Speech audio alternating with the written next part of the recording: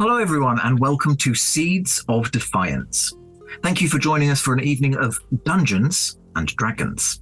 I'm Sean, and I will be your Dungeon Master tonight. We are thrilled to be streaming at twitch.tv/rolltogetherrpg. Seeds of Defiance is a continuation of the Neverwinter saga, a spin-off, if you will. We have 3 returning characters, but we will get to that in a second, and 2 new ones, as they explore the dark depths of Neverwinter Woods. But if you want any more than that, you're just going to have to watch. For those of you who are new to Dungeons & Dragons, everyone here will play a fantasy character in a fantasy universe. The 5 players each have their own unique character with sheets that tell them who they are, what they can do, the many and myriad ways in which they can derail my plans, and what dice they can roll in order to do it. They will mostly be rolling this imaginary 20-sided dice. Thank you, Post. To see if they succeed in what they are trying to do, with 20 being heroically good and 1 being hilariously bad. And whilst they play their characters, everything else in said fantasy universe is played by me. People, monsters, weather patterns, the sky is the limit. Between me describing the world and the story, the players describing what they want to do in it, and some dice rolls to keep everything unpredictable for all of us, we will tell our story. Now, let's meet the players, followed by our sponsors and our supporters. Hi, I'm G. I use he, him pronouns, and I'm playing protagonist Jones, who uses he, they pronouns. I'm not sure how much I really want to give away about protagonist at this point. They are a very secretive person. They're also a private detective, and what you would see when looking at them is a very tall person, probably around 6'5", 6'6", that has an octopus's head, a very long trench coat, large clunky metallic feet, tri-tentacle kind of hand things, and a very soggy fedora on top of a globe of water that surrounds the octopus head so that it can breathe, obviously. Hi, I'm Johnny. I go by he, him, and I am playing Rex Alafi, the half-orc cleric of peace. Rex is a fairly young half-orc cleric, but he sounds a little older. It's due to working with people of who have been infected and contracting several diseases himself, and now is a little bit hobbled as he walks along. Rex is a firm believer in protecting people around him and likes to be at the front of combat a lot. If you've seen previous shows, you may know one of his super moves as the hamster ball attack, which may or may not come up in future sessions. Hi, I'm Scarlett. I am she, they. I am playing Hera the Reborn Warlock. If you have a plant, she will probably talk to it. If you have any eyeballs flying around, she'll probably poke them. Hi, I am Rebecca Hare, and I use she, her pronouns. I am playing the Lady Eldith Dewdrop. She also uses she, her pronouns. She is a noble woman, beast barbarian, rune knight fighter, multi-class. She always looks absolutely fabulous and has a little bit of a temper tantrum if she doesn't get her own way. Hi, I'm Chris. I use they, them pronouns, and I'm playing Murine, who also uses they, them pronouns. Murine is a rat folk, definitely more rat than folk, and is currently on the run, running away from the only home they've ever known, Neverwinter, into the Neverwinter Wood in a desperate attempt to escape the mistakes of their past. It's going really well. We are delighted to be sponsored by HeroForge. HeroForge offers fully customizable tabletop minis with dozens of fantasy species and thousands of parts to choose from.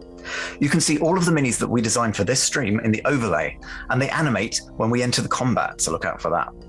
HeroForge are fantastic, so do check out the Pro membership where you can get premium access to features ahead of time, and beta access to things, and all sorts of cool stuff that just makes your life a lot easier. And you can check them out at heroforge.com. We are delighted to be sponsored by Ultra Pro. They make accessories for D&D, Magic the Gathering, and more. My favourite part of their collection are their figurines of adorable power. Here is their gazer. They also make other things such as deck boxes if you play Magic the Gathering. You can find all of Ultra Pro stuff at ultrapro.com. Hey friends, check out our new sponsor, Phoenix Dice, for a carefully curated menagerie of click-clack math rocks for your delectation. Check out their entire selection at phoenixdice.com, and just so you know, Phoenix Dice are all about living gloriously in the worlds of tabletop games and sustainably in this one, which means their dice are working to be recycled, their packaging is recycled, the dice are made of sustainable materials. It's all great stuff. You should definitely get involved. You can also join us today in chat with a chance to be in a raffle and win some Phoenix Dice of your own. Just put !dice into chat and you'll be in with a chance to win. We are proud to be sponsored by Alchemy RPG. Reimagine your gaming experience with Alchemy. They're focused on creating immersive cinematic experiences everywhere you interact with tabletop role-playing games. Playing a game, creating a world, streaming, watching live games, discovering new content. Look at all the cool stuff that they are doing there. You can use environmental motion art, scene-based music, seamless character management to run your games over the internet, with upcoming features including homebrew content, streaming overlays, and spectator mode. So go and check out alchemyrpg.com. We're delighted to be supported by Idle Champions of the Forgotten Realms, a Dungeons & Dragons strategy video game that brings together D&D characters from novels, adventures, and multiple live streams into a single grand adventure. Select your heroes and formation and battle through waves of monsters for free on PC, phone, PlayStation, Xbox, and Nintendo Switch. You can pop exclamation code into chat for a free Electrum chest. We're delighted to be supported by Neverwinter. In Neverwinter, explore and defend one of the most beautiful cities from Dungeons & Dragons' Forgotten Realms campaign setting as it rises from the ashes of destruction. Epic stories, action combat, and classic role-playing await those heroes courageous enough to enter the fantastic world of Neverwinter. Neverwinter is completely free to play, so set yourself up an account today and pop !NW gift into chat for a link to a free gift. Check out our supporters at D&D Beyond, your guide to digital D&D. Make character sheets online, share them in a campaign, and track all of those tasty little stats in one easy place. You can use the Beyond app to track your characters on the go. You can also use their encounter tracker and archive monsters to run any smooth combat thing. You know what I'm saying. You're a DM. You've done this before. You know D&D Beyond is the place to go. You can also check out our character sheets with an ! characters in Twitch chat below. Check out our wonderful supporters, Elderwood Academy, who make beautiful bespoke gaming-themed gear, including hex chest dice boxes, spellbook deck boxes disguised as bespoke ancient arcane tomes, and scroll and codex dice tower and rolling tray pairings. Make your own with their online designer at elderwoodacademy.com. This stream will run for 3 hours, and there will be a roughly 5 to 10 minute break somewhere near the middle. We run shows on Monday, Tuesday, and Friday at 6 p.m. Greenwich Meridian / British Summertime, which is 10 a.m. Pacific Time, 1 p.m. Eastern Standard Time, 7 p.m. in mainland Europe, and 2 a.m. Tuesday morning in Japan and parts of Australia. On Mondays and Tuesdays, we run TTRPG streams for 3 hours. And on Fridays, we run our talk show, Talk Together, for 1 hour. Our TTRPG streams can be one-shots, 4, 6, 8, or 12 weeks long. You can always find our latest schedule at twitch.tv/rolltogetherrpg/schedule. We are Roll Together RPG on all socials, so find us on Twitter, Instagram, Facebook, and even TikTok. Links in chat. Thank you to our D20 Club on Patreon. You can find a link in chat. Help us make our shows from just £1, $1, or $1 gold piece, and unlock more tiers by joining. Our D20 Club are fab. They've created a fan Discord for us. They've also made a wiki page for Roll Together. You can find that at rolltogether.fandom.com. Welcome to our podcast listeners. If you also would like to listen to us via podcast, you can search Roll Together RPG on your favourite podcast provider. If we're not there, let us know and we will add ourselves to that list. Finally, we play with a diverse group of players who play a diverse set of characters with wide-ranging sexual and gender identities. Our tables are trans and GNC positive, and we encourage and champion trans and GNC players and characters in our games. The DM and players may portray characters that are of a different gender than their own. We aim to avoid misgendering, but acknowledge that it does happen, and have a company policy in place for correcting people on pronouns. If we miss an instance of misgendering, we are open to being corrected, so please do just let us know if you think one has been missed. Check out !safety in chat for content warnings and some of the safety tools that we use throughout the TTRPG safety toolkit. And now, let us begin.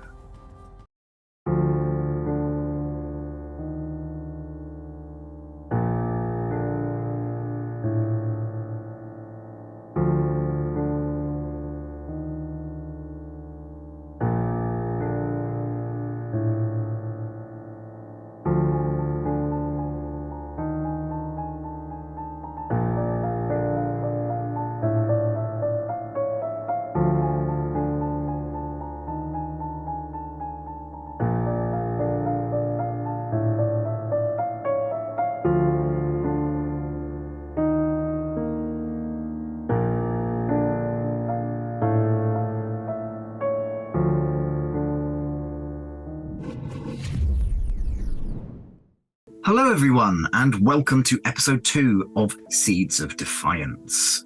Now, a very quick recap. Last session, we all met up in Neverwinter Wood. Everybody was traveling for their own reasons and managed to encounter a strange dragon made of plant matter. It was dispatched in very short order. Through a variety of Marines, horrendous assassination and multiple dagger attacks, and a sneaky round, and LDs raging. There was healing going on. There was not much eldritch blasting going on, but the important thing is that it did go down, and once it was down, you were able to discover a few things about it. Mainly that it felt to Hera like home. You had a bit of a discussion, decided that you were all fortuitously heading in the right direction. It'd be a very short campaign if you were not, or at least a very difficult one for me. You all travel in the same direction. And along the way, you realised that you were being watched, and Maureen at this point felt that this might have been one of the dead rats of Neverwinter, the gang that they are trying to leave. However, this person gave you the slip. Intentional use of that word there. You kept going, and you found some strange, large, monolithic structures in a clearing in the woods, and decided to perform a spell in order to just detect whether there was anything of interest nearby. And one of the things that you did determine was that there was a little bit of a community of friendly-feeling creatures nearby, and headed in their general direction. Upon reaching the village, which was hewn out of the very trees themselves, eventually you managed to coax the residents out who had been in hiding, and they all turned out to be ratfolk. And so when we left you, they were serving up a feast of a variety of foraged vegetables, and some foraged, some kind of grown in the town, and having a conversation with the elder of the village, which, by the way, you have come to learn the name of this village is Dryad's Saddle. The village elder, just on the button of the episode, let you know that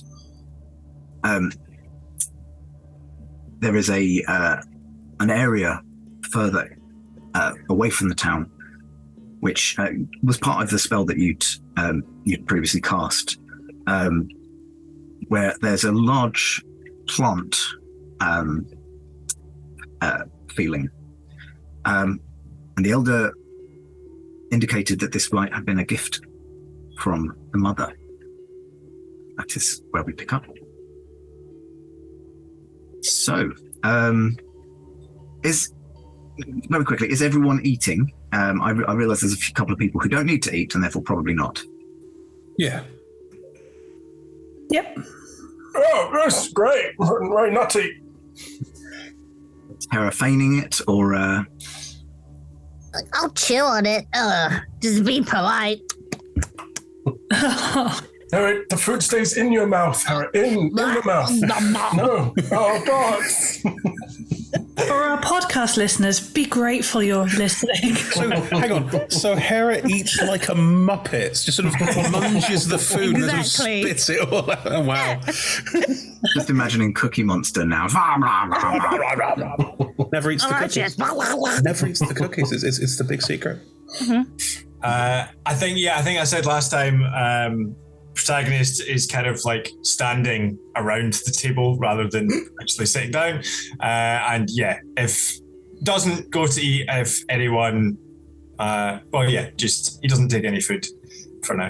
Does the octopus need to eat? I suppose it's fair, doesn't need to eat. Can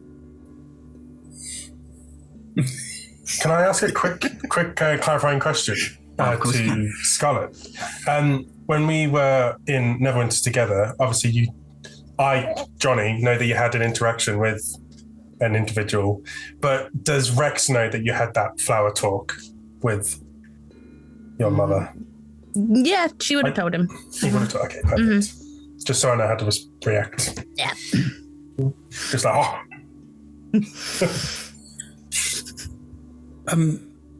I'm going to say that Maureen remains entirely shell-shocked, no idea how to process any of this, and is sort of sitting there unsure of what to do at all. On prompting, will eat something, probably feeds the rats. Is just completely bamboozled by this entire situation. Maureen? Yep.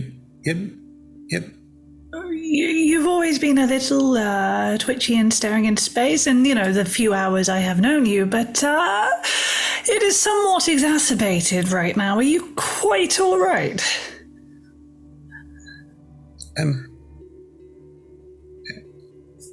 Well, just you to get down. Bend down and bend down and bend down again, and eventually get down there.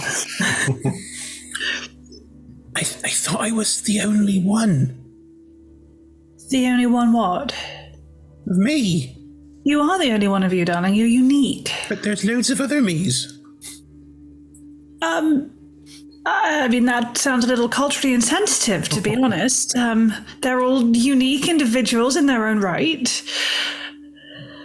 But where did they come from? Well, when a mummy rat and a daddy rat love each other very much. It's, no, I can talk and I'm a bit bigger than the other rats, but that's because something happened to me that made me like that. Who told you that? I remember it. You definitely remember it? I was a little rat. Now I'm a big rat. Bigger. I was with all the other ones. I was with Septimus and Raffaello and all of them. Why don't you ask your new friend where they come from? Maybe they were also all little rats, or maybe they know more about how to turn a little rat into a big rat.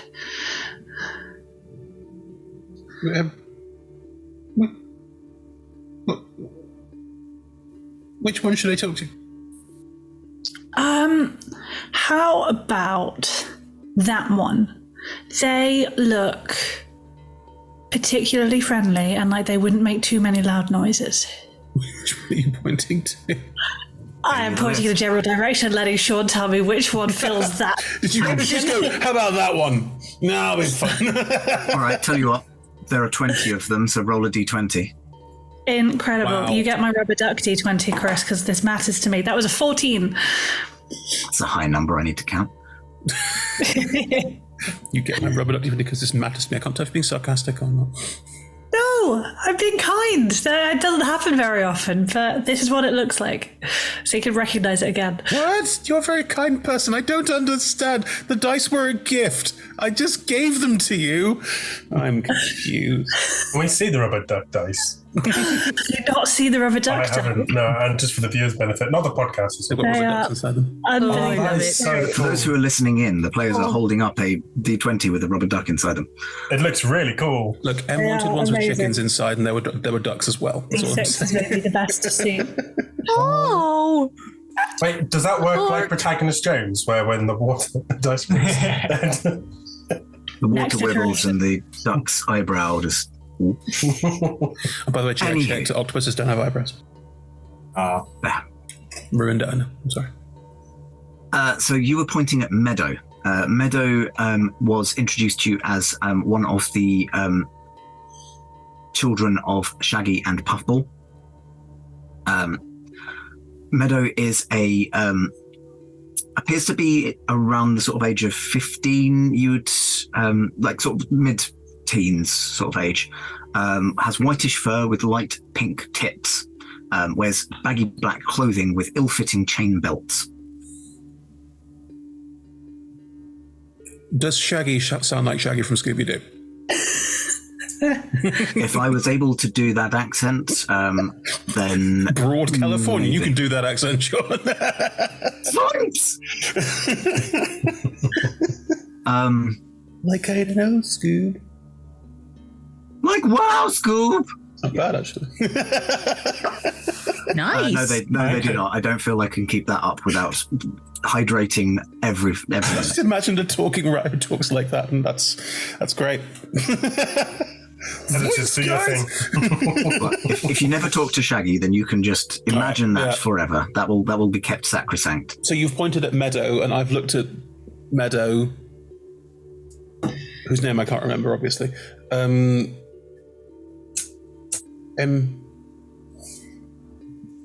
What would you? How would what? Do I start with a hello? I mean, to be honest, normally I just sort of snap my fingers at people and tell them what to do, and they do it. But so you could try that. That doesn't seem quite your style. Hello sounds like it might work. Okay. And then probably don't do on the you're me and I'm you. That might get a little existential. But what do I say instead? Clean my shit. No, you could say, how long have you lived here? Do you get many visitors? And then you could tag, and then do you get many visitors who look like me? And then go from there. Okay. I'll be right here, and I will just... Okay. Yeah.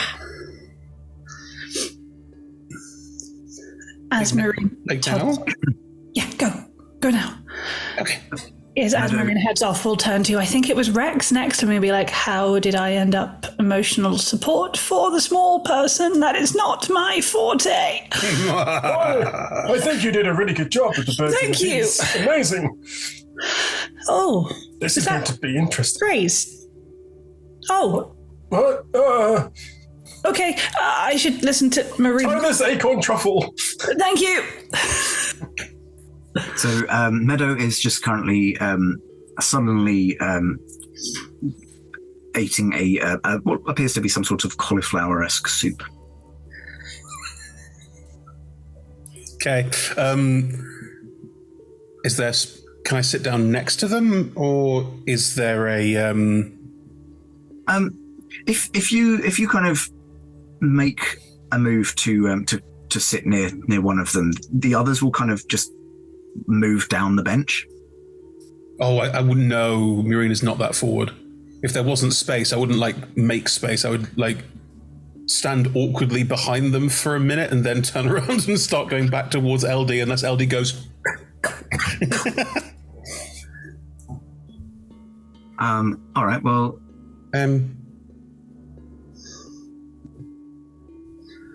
Hello. What? Hello. Hello.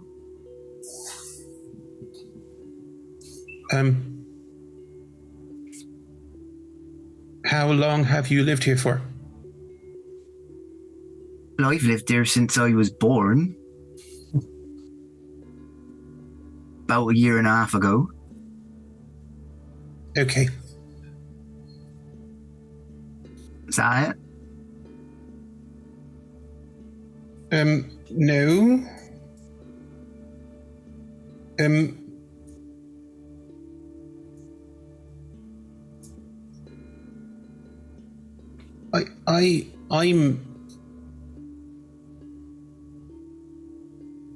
Where did you come from?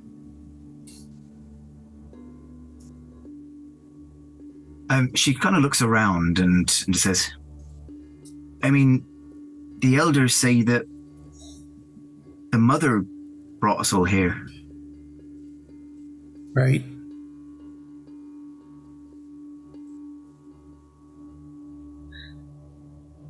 She protects us. Okay. Bit shit if you ask me, though. We're not allowed to leave either. No. Why not? She says it's dangerous.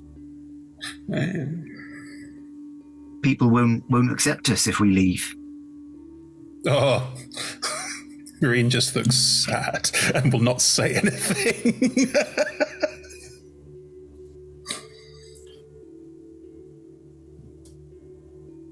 Yep. Oh, on that happy note, this will die there. There's nothing they can add. It's a charisma of 8. Oka, where are you? I'm right here. You mentioned the mother. Is that a deity? Have you met her recently? No. Asking for a friend. We don't really, have face-to-face contact with her, as you say, but, she talks to us and, How? Well, mostly voices in our head or, dandelions. Yeah, dandelions quite often. Mm-hmm. That's very interesting to know. Mm-hmm. Isn't it, Hera?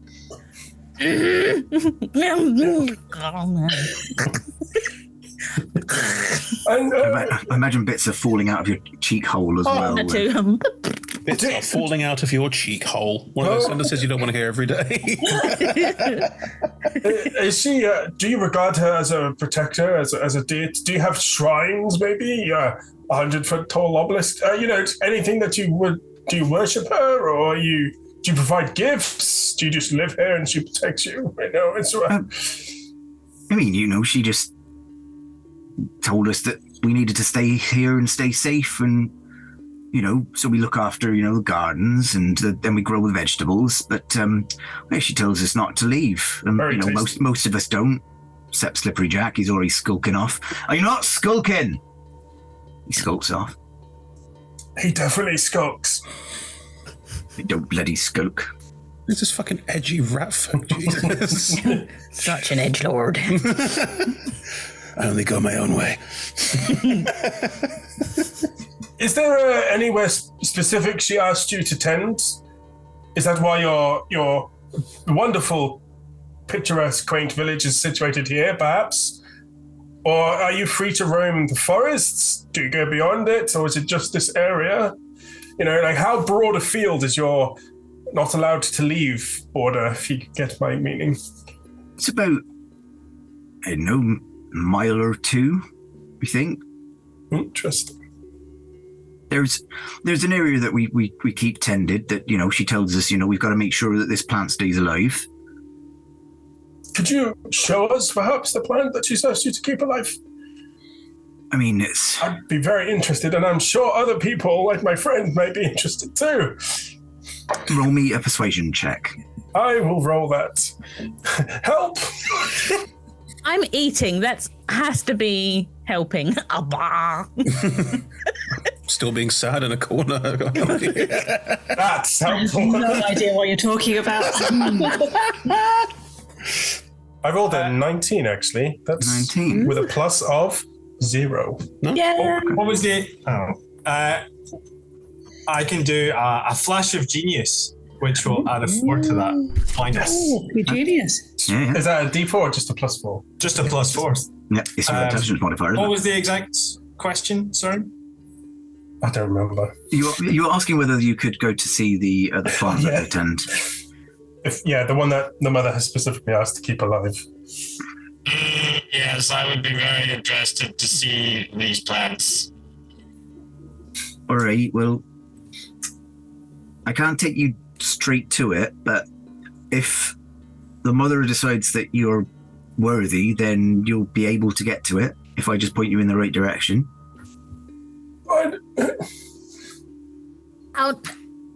Sorry. How does she let you know that they're worthy? If you don't mind me asking, please. Thank you. I mean, nobody's really been worthy so far. So, she lets us know because if they're worthy, I suppose they'll be coming back.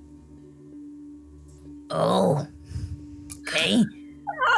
I'm not sure that I'm particularly interested enough in a little allotment to go and potentially not come back. Well, do you have any dandelions? Maybe we should ask first. All right, I suppose. They kind of they rustle through a salad and they find a dandelion head. What makes someone worthy? I mean, I don't know. As I say, like, the only ones that we know to be worthy are us, and that's because we tend to the plant. And you have never left, ever. No. Slippery Jack pushes his luck and goes a bit further out, but Would you let me assist you tending to the plant for today? we can try. But if Mother decides not, then I'm afraid I'm not going to be much help to you. I understand. I just believe it would be better to go with the intention of helping the plants. All right. If you don't mind my asking, what happened to your voice? Nothing happened to it. It is a synthesized voice. Could you... Actually, hang on. I'm going to... Yeah. Roll intelligence check for the rat.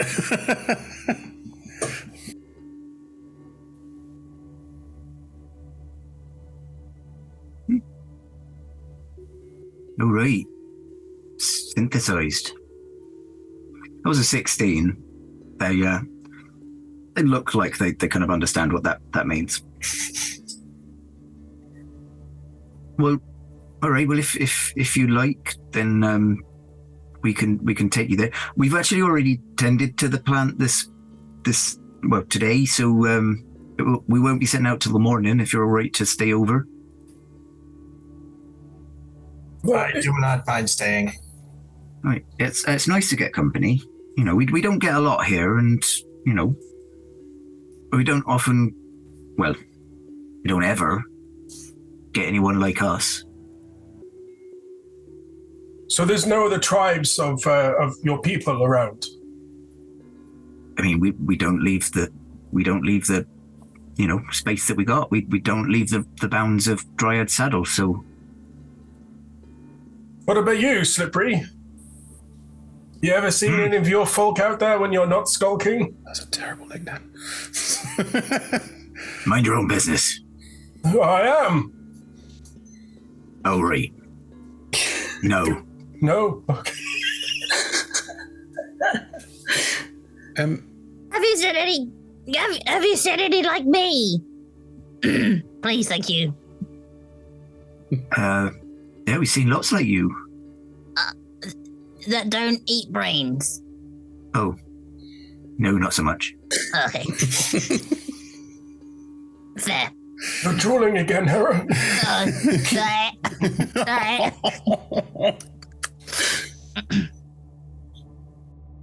What was Miriam going to say?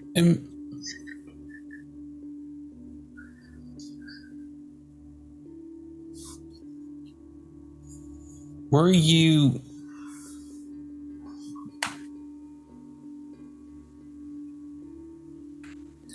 like little rats before you were big rats? Little rats? No. Are you saying that you grew from a rat? Yeah. Oh. I'm just a big rat. Well, don't be so hard on yourself. Why is that a bad thing? It's not a bad thing. Just don't have to call yourself something that you're not. But I am. Genuinely, I don't understand. I think Marine is so confused about who these people are, how they function, and what is going on that they might be reaching a point of just walking away a little bit, just like totally out of their mind, don't understand anything that they're experiencing at the moment. It's not like walking off in a huff. It's more of a I'm so confused I can't be here because none of it makes sense.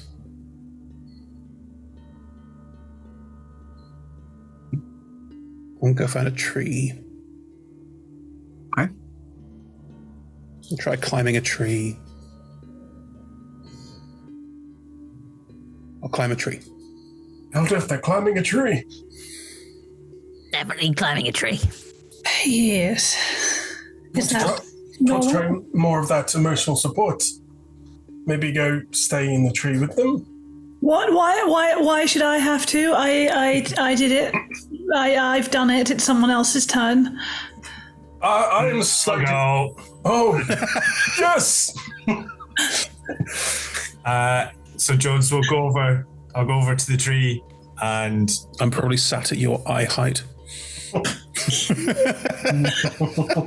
I'm super high up, all 7 feet. You seem distressed. But great. I didn't think there was anyone else like me. Another role like me, and they aren't big rats. They're people who are like rats. And last time I saw people who are like rats, they were mean and wanted me to join their gang, and I said no, and then they tried to kill me. So I don't know. I think you were right not to join the dead rats. I did not like them. Yeah, they're mean.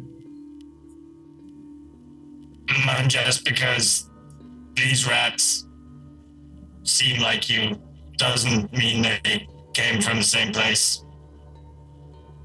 Or maybe their ancestors came from the same place.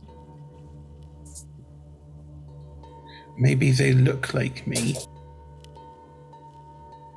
and sound a bit like me, but they're nothing like me at all. Perhaps. Are there people like you? Not that I have met. That's sad. I don't mind.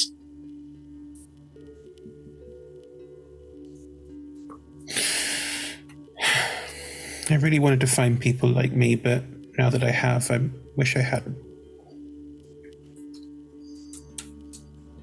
I have not found people physically like me, but I have found friends. People that think like me.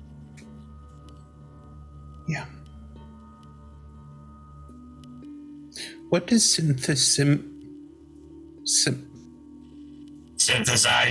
Yep. What does that mean?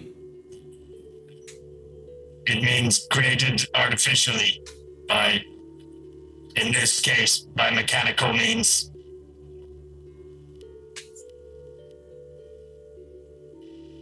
Are you a robot person?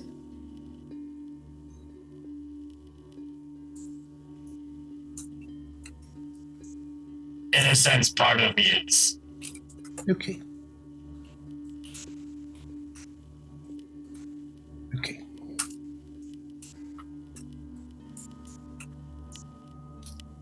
We'll just sit there. I am an experienced investigator. Normally, I would charge for my services, but if you wish to work out where you came from and how I could help. No, I know where I came from. I thought there might be other people like me, but so far I've not found them. Maybe I don't need to find them.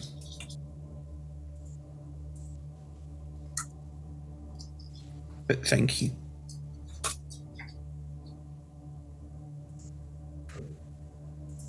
I will find, like you said, people who think like I do. I hope so.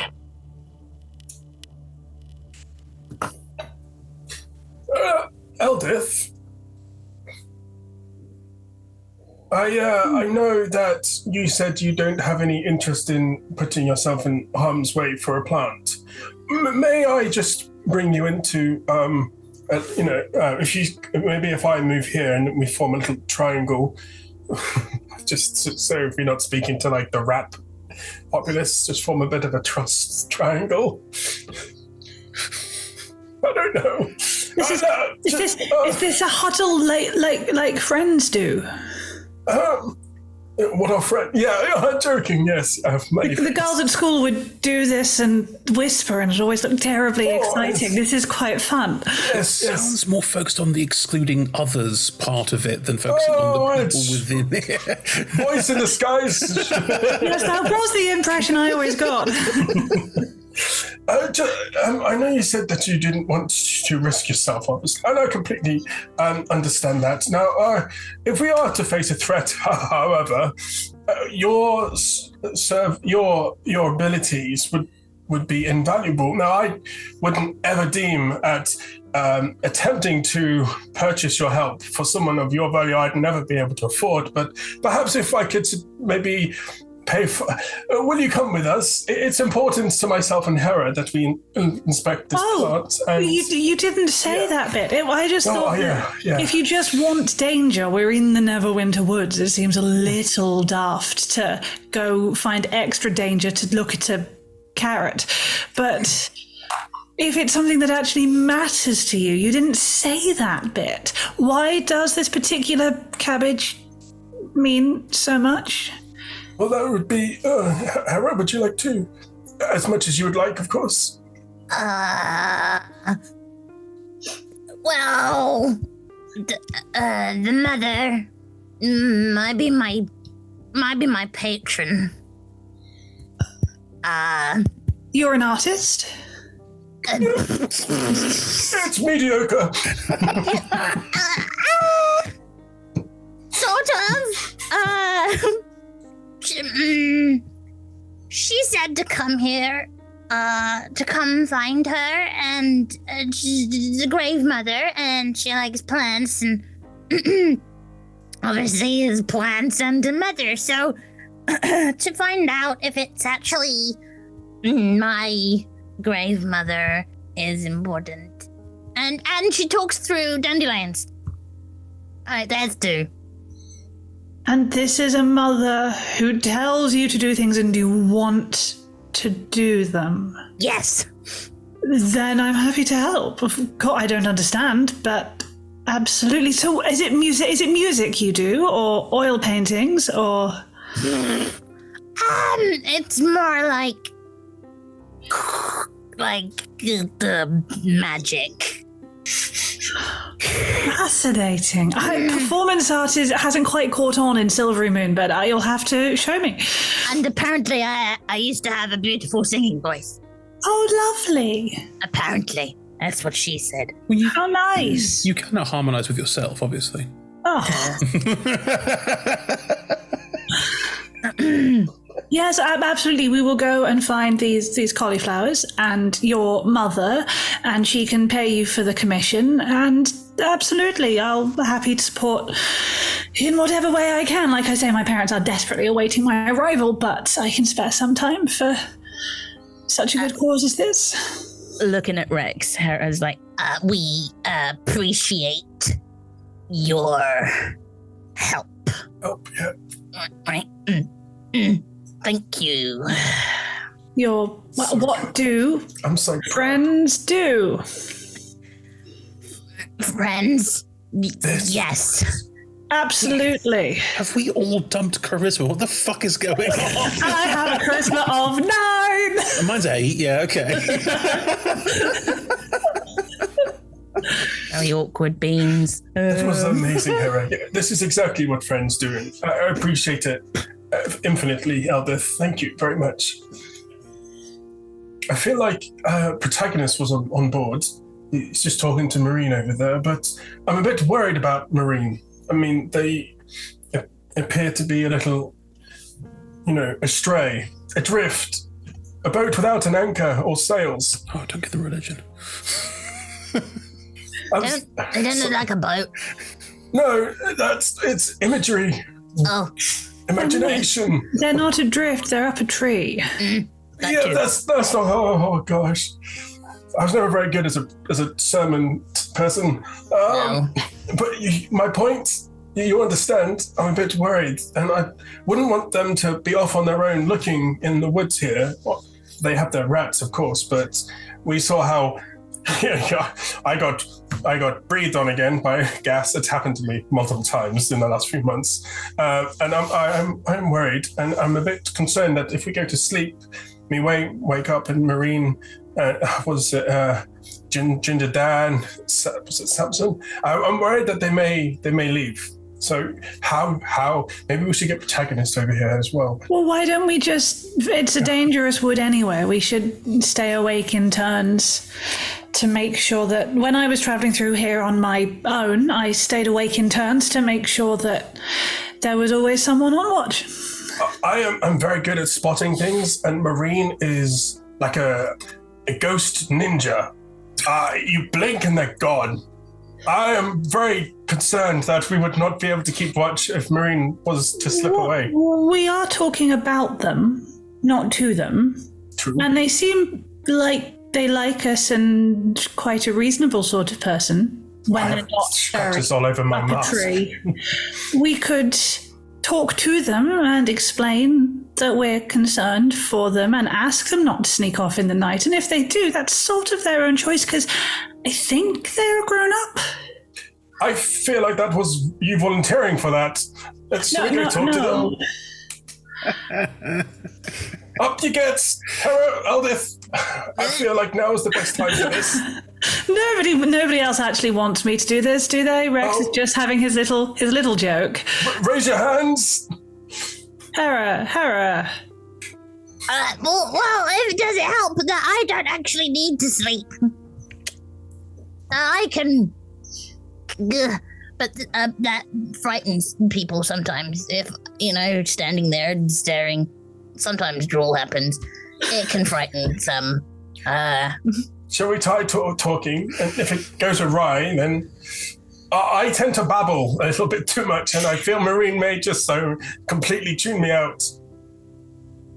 I will try compassionate words. Oh, that warms my heart to hear. You're doing really well so far. Let's go. Praise! Oh, twice in 10 minutes. My goodness. I will head on over to Murine, and again, just probably making direct eye contact with them if, they're still sitting on that branch very high off the ground. Yeah, just if this lines up with the end of our conversation, then I think Jones is probably still there. It was my hope that everyone was going to be in the area, so I follow along. Hera, do you follow? Yeah. Perfect. Helping. We approach the tree. Murine, the good priest here is concerned that you aren't maybe happy and calm. No.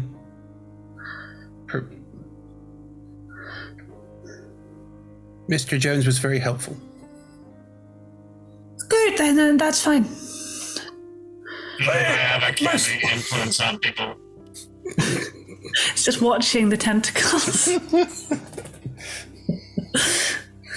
It just worried as well, Marine, that this is a very dangerous place. And although you haven't known us long, I do wish to see you safe wherever you do end up. And I wouldn't want you to wake up and for you and your friends to have gone and get into trouble. Why would we go anywhere? Well, I don't know your intent now, or before, really. Or right now. I think you're right. You do babble, my word. Oh, yeah. You haven't heard it yet, trust me. You wait until I sleep. I talk to. Oh. Gosh, that must be very inspiring. I think it's clear to say that, Murine, darling, you are free to go wherever you so choose. None of us are going to actually stop you. You are your own person and can travel where you will. We are just anxious to make sure that you know that we quite like you and would like you to stay alive and safe. And we think your best chance of doing so is if you stay with us. Yeah. Good. And if something happened in the middle of the night to scare you or make you sad, you could wake us up and we could talk about it and help rather than you just running away without us. Yeah. That was incredible. Father said I'd never be a good diplomat. Well, this one does. Hey! We'll see what the mother thinks, and then I'll have a full set. He's just confused. Essentially, I don't understand why this is a big deal. Yep. We're staying here then? I mean, I'm a little tired after that fight. I get a little cross when things jump out at me from bushes, and then it's very tiring. Should I take first watch then? What? I don't have to sleep. I can watch over you and your smaller friends. I also do not sleep. Oh. Ooh. You'll have company finally, Hera. Okay. I might frighten you, I'm sorry. Well, I'll join in on a watch for a bit too. Okay. Well, I'm going to go to sleep.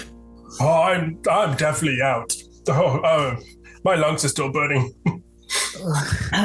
At this, Eldith will pull out from her backpack the fanciest feather duvet you have ever seen, that she proceeds to sweep the ground of any spare leaves or twigs and then lay out and then wrap over herself. Seeing you do this, it's purple.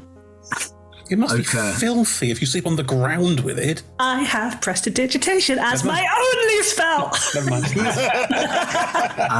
Seeing you do this, Oka just kind of get up, and you can see that the rat folk seem to have kind of finished up dinner now and starting to kind of put their various crockery and cutlery away, such as it is. Sees you kind of laying it out and kind of comes over. Oh. I mean, we were going to let you sleep in one of our houses. You don't have to sleep on the ground. That's terribly kind, but I am sort of 4 times your height. Oh, no, that's all right. I mean, we've got a larger one. It's not, but it's deep. That sounds a little bit like a coffin, to be entirely honest with you. And you can stay in the barn. And, these outward bound expeditions are character building. Roughing it as she sorts out a golden tassel, slumming it. It's good for the soul. Are you sure? Because, we've got Fieldy and Woody and Chestnut. They used to live in their place, and then they moved in with Honey and Orange Peel when they got together, and then there's an empty one. So if anyone is, the ceiling's probably a little bit low for some of you, but it's probably a bit more comfortable and a bit more sheltered. I'm quite enjoying the tree. I mean, if you want to be a squirrel, then that's fine. They already have an identity crisis. Stop it. Rex will need somewhere comfortable to sleep because he's old. Not old, just got serious back problems. You're old. You need comfort. Rex is like 25, right? Yeah. What? I thought you were like 60 odd. No. He appears as an old man. His body and his voice and everything. He's decrepit. He's decrepit, but he is a sprightly young orc. Oh, I want to find this out in character so I can ask all the questions. Okay. I mean, so we don't do too much in the way of soft furnishings, but we do have like it's squidgy what we have, but what we tend to do is we tend to just sleep in cuddle piles. I'm in. Right. Although I do tend to talk in my sleep occasionally, I have been known to mutter a few words here and there and never stop until I wake up. Well, that's okay. We figured that you'd all want to sleep in a cuddle pile, so you can just sit in Fieldy's old place. I thought you were offering me to come into your cuddle pile. No. Wow, that's forward. Presumptuous, yeah, a little bit. I'll form my own solo cuddle puddle. Thank you. Can you direct me where to go? If you wanted to. Wow. I mean, if you're offering, it's warm and squidgy, so. All right. So this is happening. Wow. I'm not used to being alone. You do know that rats piss all over each other in cuddle piles, right? You know that I do too. Oh, right. I'll be seeing you for prestidigitation in the morning, Eldith. Oh, will you? I hope so. That's a good point. Murine is consistently covered in rat piss because they have a swarm of rats. Yes. I cleaned you. We had a massage and pamper session not very long ago. First time in the 3 years that Murine is old. Oh, good. So, you are shown to kind of the dwelling that you have been offered. You're welcome, obviously, to sleep outside it. The ceilings are about 5 foot, so the taller among you would have to stoop, but you could still occupy the space. It's not like it's it's not a hobbit house. It's or what you are describing is a hobbit house. 5 foot tall ceilings is about right. And should Rex want to join Oka has gone over to Fairy, and they apparently just kind of share a little space with Slippery Jack as well. Slippery Jack's not so happy with it, but Fairy seems okay with you joining them if you so wish. I mean, Rex is all about just doing new things, learning new things, and doing new things. So, yeah, I mean, if they're... Polygamy seems fine. his passive insight is 19, so if he got any uncomfortability from them, he'd obviously know. But if they're genuinely offering, it was his honest mistake. He thought they were offering. So if they're generally offering, then yeah, he'd definitely go and sleep in an occupied space with others. Yeah. I mean, it's the whole village is quite kind of compact anyway, so you're not far away from your friends. Should you wish to to be close to them, so you are welcomed into that space, and roll me a perception check. Okay, I do have a touch is a percept. One can percept with your hands. 24. Mm-hmm. Yeah, soft, very kind of plush. It's nice. Oh, this is quite lovely. Thank you very much. Grant, what are the rest of you going to do? If any of you wish to have conversations overnight, I'm happy for you to kind of sort out watches, or we can skip to the morning. What you wish. Are any of the townsfolk keeping watch? Or are they all sleeping? They seem to have a lot of faith in the mother. That that she will keep them safe. So there's a couple of them that kind of are guards, potentially in kind of role only, if not necessarily being as good at it as you would perhaps hope. Crimson and Snowy are the two kind of who kind of take turns and keep watch, but even they seem to leave quite large gaps between watches. Right. And Slippery Jack, obviously, but Slippery Jack's more of a kind of scout. Well, yeah, if any of them, if Slippery Jack's on watch at any point, I would want to go and talk to him and ask him some questions. Mm-hmm. That would probably be in the morning. Slippery Jack will kind of slip out of the cuddle pile and get dressed and go out, and we'll try to get away stealthily. Right. But roll me. Well, I was going to say I want to roll a perception check as well, just to have a look around the village. Roll me a perception check. Oh, that's not great. 14. 14. Okay. Oh, wait. I can do a thing. I can do a thing. Using your flash of genius. So actually, I've got a flash of genius, and then also... Yeah, you got the other one for yourself. I've got built for success, which allows me to add a d4. Mm-hmm. Yeah.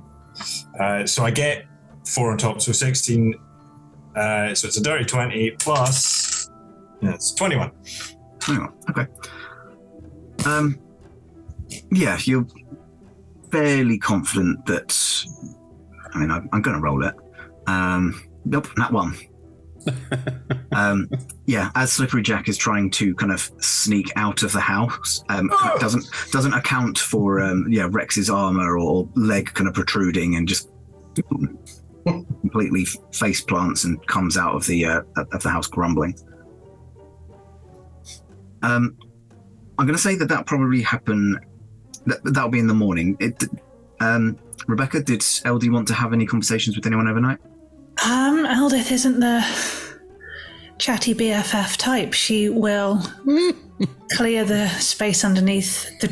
She will be underneath the tree that Murine is in, just because it's somewhere to put her back against, not for any affectionate reasons, of course. Puff up her duvet, and then probably prestidigitate a pebble so it glows like a little nightlight, glows like faint lilac for an hour. And then she'll also use the bit of prestidigitation that can warm something. And she will, she has a little cloak, like a little cape. She'll take it off, wrap it up, and then warm it so it's like a hot water bottle, and go to sleep hugging it. That's amazing. Now that's her.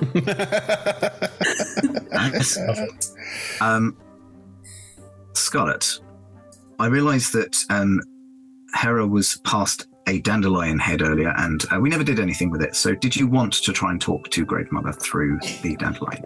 Yes, please. Okay, let's have that conversation. Hello? Hera? Hello. Lovely to hear from you, my dear. How have you been, my flower? I did as you asked. I think we're close by with the very adorable village that you look after. Is that correct? Well, what has brought you there, my sweet? We came across it on our way to you. And they mentioned you. They want to take us to a garden to see or to speak to you. I wanted to know if that was okay. Can we do that? Do you mind?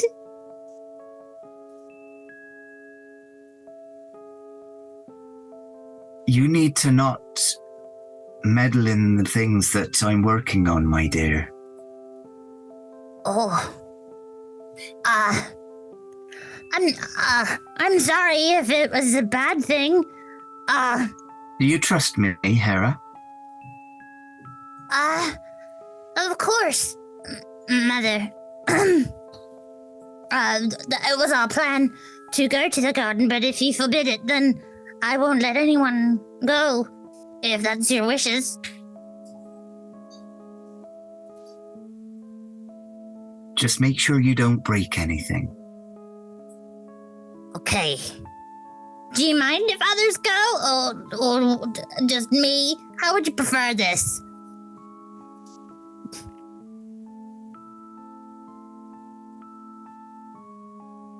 It depends, Hera. Do you mind them accepting my gifts?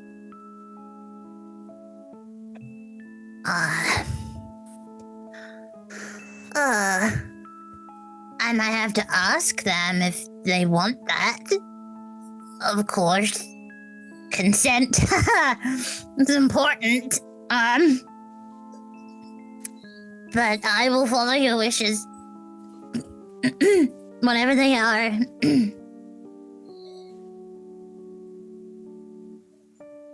I would advise that maybe you don't look into the garden, my dear. Okay. Another thing, we kind of came across a very beautiful snapdragon. Was that yours? That was mine. Oh, I'm so sorry. I may have broke it. I'm really sorry. I got spooked, and I'm aware that you were there.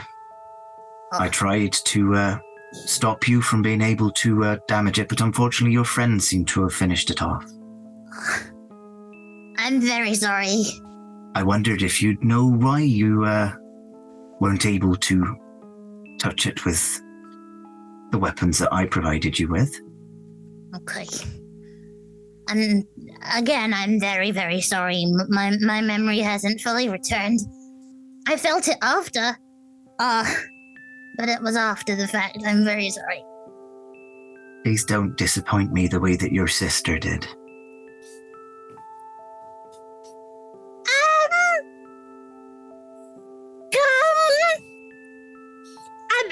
Again, my memory's not brilliant.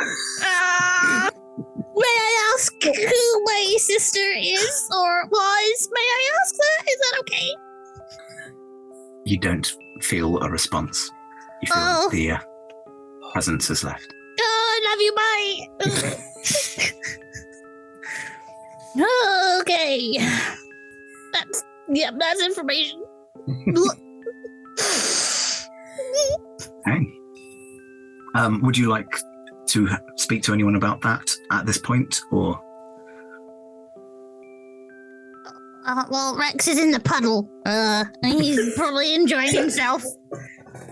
Being all friendly and cuddly, so I'll wait until the morning. Okay. So in the morning, as aforementioned, Slippery Jack. Sorry, can I just quickly ask? Of course. Yes. Scarlet, was any of that out loud?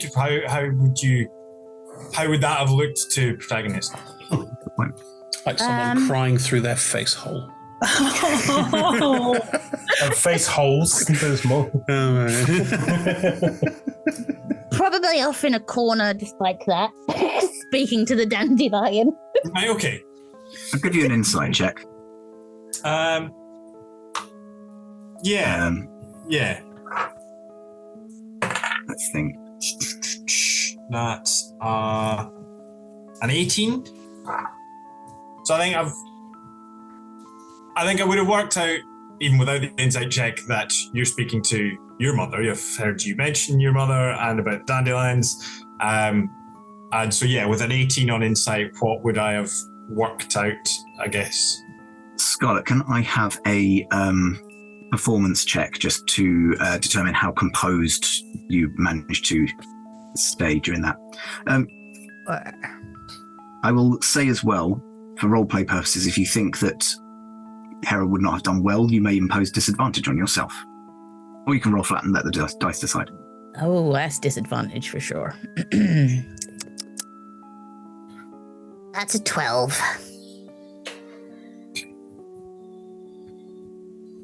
You get pretty much, I think, I'd say the gist of that conversation. Hera's not disguising her body language as well as maybe she might have liked. But you'd also be able to tell that she's deliberately not kind of raising that, even though you're both kind of on watch. Yeah. Cool. I will just let it sit, but I'm aware that something intense happened. Right. And in the morning, Slippery Jack falls over. Yes. Stupid bloody priest. So is he falling over like inside the little hut, inside the tree? Yeah, at one. So, yeah, like each of the trees has like a little carved out window, right, oblong, and you see this rat head just kind of stand up at one point, go and then appears at the door, just stupid, really. So by the time he appears at the door, Jones has just stood right next to the door. Good morning, Slippery. Is it? I don't know yet. It is just a nicety. I was hoping you might be able to answer some questions about the area for me.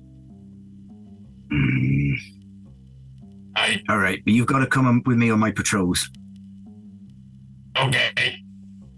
Right, follow me. Wait. Try to keep up. They're not going particularly fast. They've got the same speed as Maureen. I mean, I've got Jones has a speed of 40 feet, so I think then you're probably keeping up. So yeah, but on the ground, I didn't not climbing trees.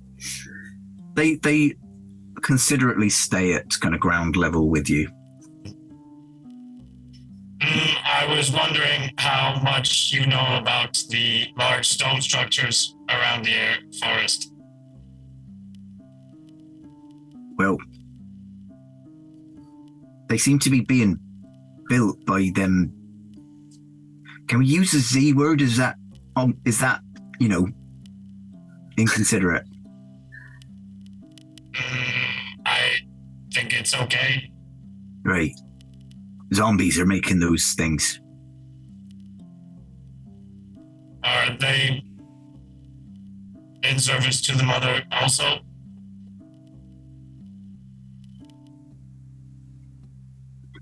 Give me an insight check. 18 again.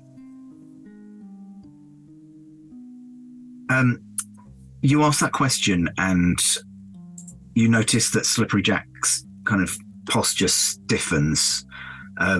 It's like he knows something, but that he knows that if he says it, it's going to upset people.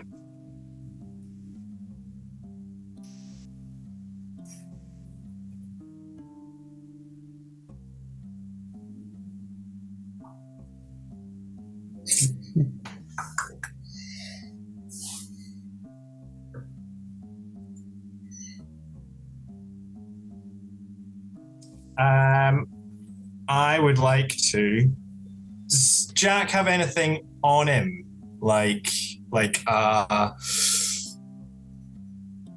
have anything on him that is kind of small, trinkety, that looks like it might be important to him?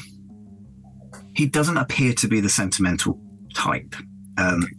He does wear the eye patch that seems to be kind of his signature item, but he doesn't have like any trinkets that he's kept for sentimental reasons. All right. I realise that wasn't a helpful answer, but no, it's not the sort of character that would. That's cool.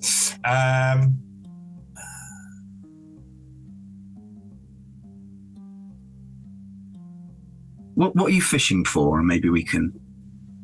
I was trying. I've just got a skill that I want to use at some point. I thought I could here, but it's not going to work.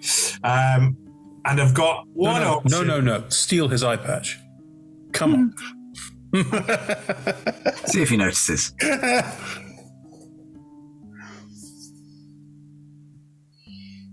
And I mean, that is an option, but it depends whether it's covering a functional eye or not. Because if it is covering a functional eye, he'll red know immediately.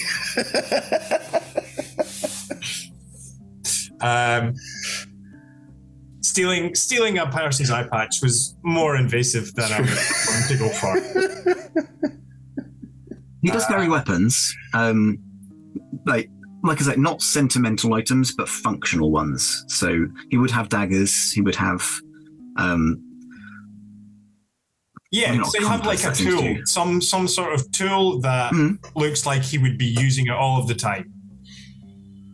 Yes, I would say that there would be probably navigational kind of tools. I'm not talking like a really sophisticated compass, but stuff that helps him even kind like of get around the world. some sort of like basic compass thing. Okay.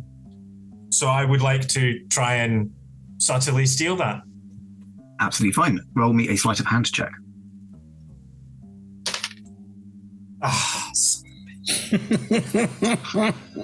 Booked such big game, and then the dice say no. All that build up, all of it. So it's a 10 because I rolled a 1. 10. Slippery Jack's passive perception is 15. So, and also a 1 is a 1.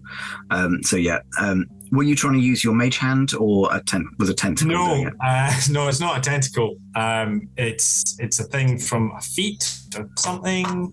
Oh no, it's one of my using your feet. One of my artificer's infusions is replicating gloves of thievery.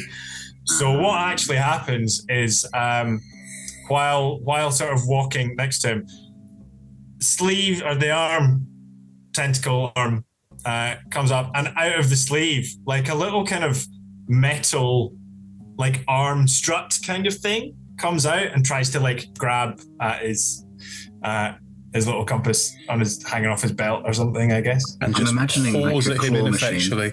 Just what are you? I'm thinking of one of those. It's like one of them, but it's not a dropper one. It's more of a reaches out and grabs. One of those things you used to like pick litter up off the floor. Kind of like a grabber on an arm. What are you? It's like an old person grabber. What are you doing?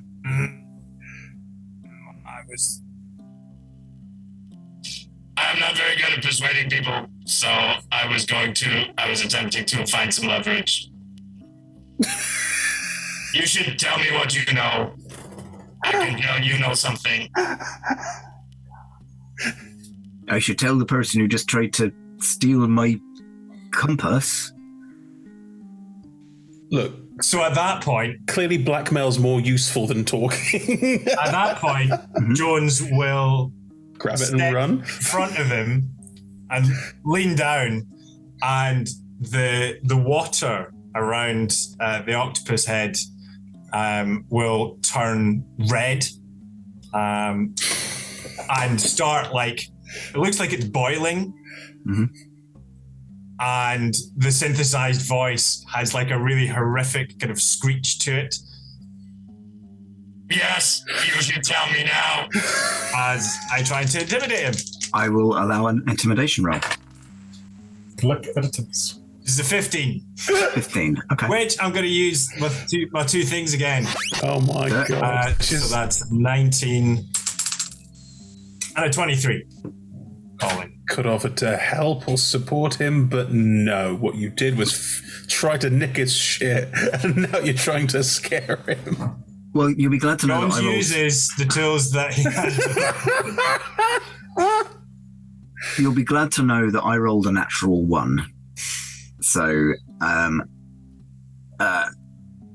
would say, don't worry about ticking off your additional things. Your 15 was enough. Thank you. What are you going to do about it? If I tell you, what are you going to do? I don't know. At the moment, I am just looking for information. If there is something you need help with, perhaps you could ask. Look, I don't know nothing that connects to the mother. What I does know is the zombies are building them obelisks, and each of those zombies is covered in vines. And that is where we're going to take our break. Oh no. So. Oh no. Oh dear. As those of you who have watched the previous episode will know, or anything DM'd by me, I like to set puzzles. And the puzzles that I'm doing at the moment are, I'm going to give you a scrambled up 9-letter word. If you can find the word that I originally intended, or any other 9-letter word, because, I'm not a monster, I will give you bonuses in the shape of a large inspiration die that you may roll for anything for the whole party, but only one between you. Your letters this week are D, E, E, F, I, P, R, T. That is D, E, E, F, I, P, R, T. I mean, I feel like you've got it already, but I'm not going to give the answer just yet, because that is what we will do when we return from our break. Was that 2 E's after the D? 2 E's, 2 I's. D, 2 E's, F, 2 I's, P, R, T. Cool. We will see you in 5 or 10 minutes after the break.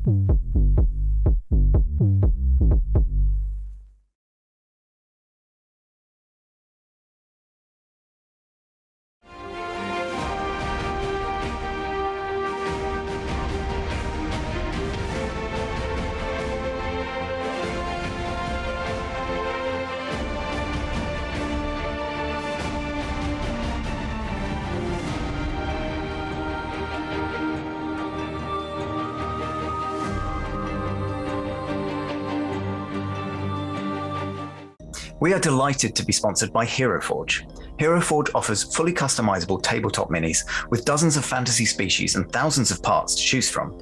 You can see all of the minis that we designed for this stream in the overlay, and they animate when we enter the combat, so look out for that. HeroForge are fantastic, so do check out the Pro membership, where you can get premium access to features ahead of time, and beta access to things, and all sorts of cool stuff that just makes your life a lot easier. And you can check them out at heroforge.com.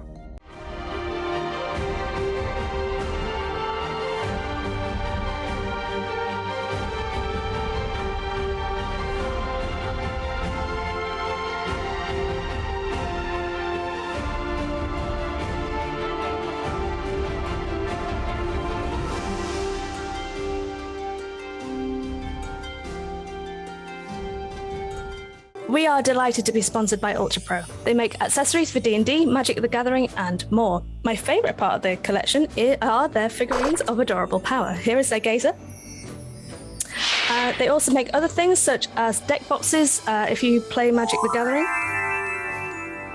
You can find all of Ultra Pro stuff at ultrapro.com.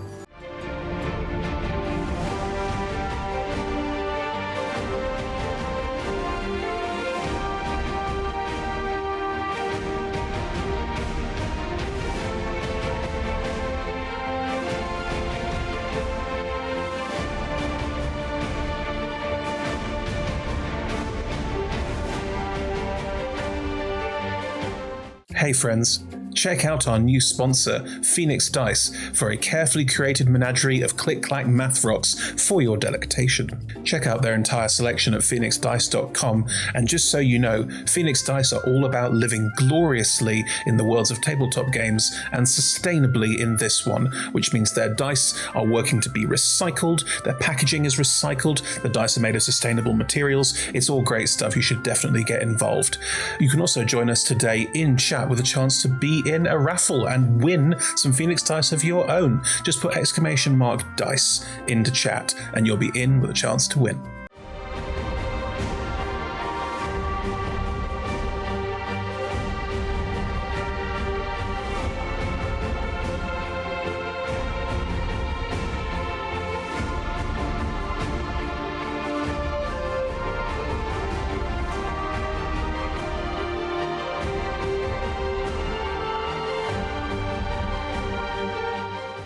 We are proud to be sponsored by Alchemy RPG. Reimagine your gaming experience with Alchemy. They're focused on creating immersive, cinematic experiences everywhere you interact with tabletop role-playing games. You could be playing a game, creating a world, streaming, watching live games, discovering new content. Look at all the cool stuff that they are doing there. You can use environmental motion art, scene-based music, seamless character management to run your games over the internet, with upcoming features including homebrew content, streaming overlays, and spectator mode. So go and check out alchemyrpg.com.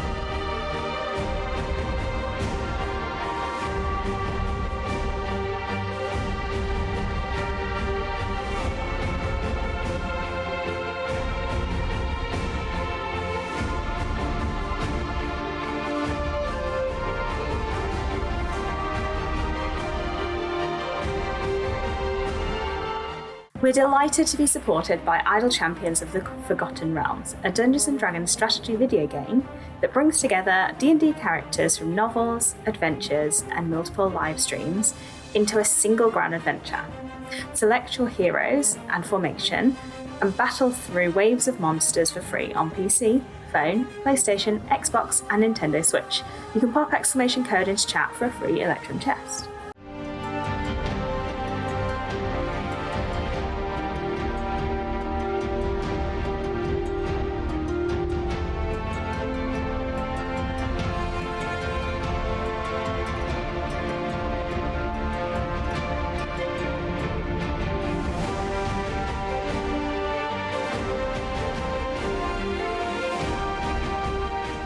We're delighted to be supported by Neverwinter. In Neverwinter, explore and defend one of the most beautiful cities from Dungeons & Dragons' Forgotten Realms campaign setting as it rises from the ashes of destruction.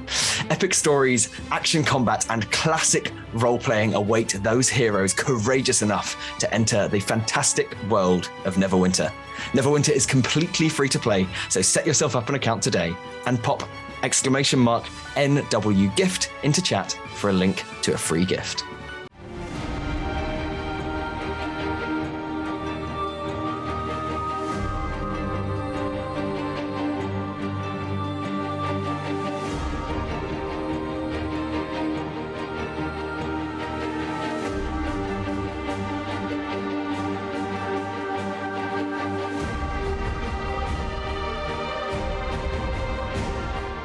check out our supporters at D&D Beyond, your guide to digital D&D. Make character sheets online, share them in a campaign, and track all of those tasty little stats in one easy place. You can use the Beyond app to track your characters on the go.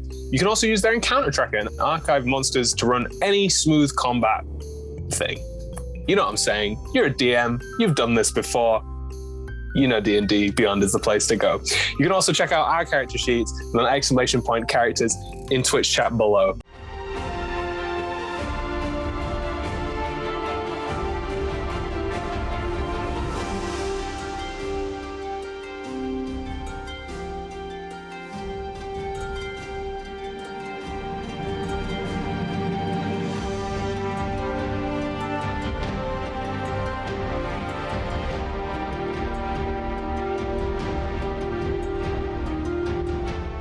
Check out our wonderful supporters, Elderwood Academy, who make beautiful bespoke gaming-themed gear, including hex chest dice boxes, spellbook deck boxes disguised as bespoke ancient arcane tomes, and scroll and codex dice tower and rolling tray pairings.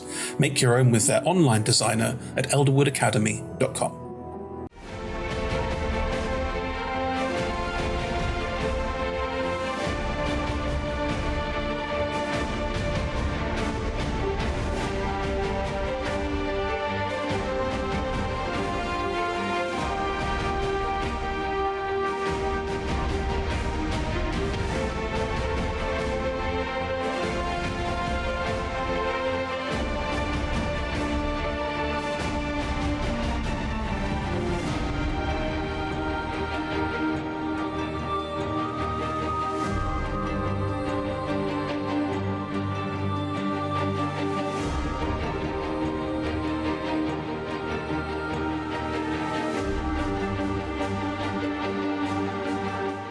Hello, everyone, and welcome back to Seeds of Defiance, Episode 2, Part 2, after the break.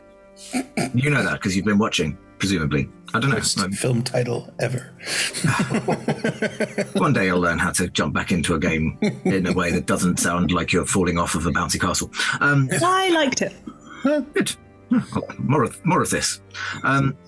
Before we left on the horrible cliffhangers from multiple conversations, I set a scrambled up 9-letter word, and I'm aware that we've got someone has figured it out. We've also got a 6 and any other advances? Anyone else want to? A 7. 7? Fantastic. Right. Well, G, I'm aware that you had your 6. What was your 6? Petite. Petite. Lovely. Yep. Definitely. And Johnny, you're 7. Riptide. Ooh. Perfect. I'm suddenly feeling like Jimmy Carr, but I'm not going to attempt any Jimmy Don't do Carr that. jokes. Pay your taxes. I do.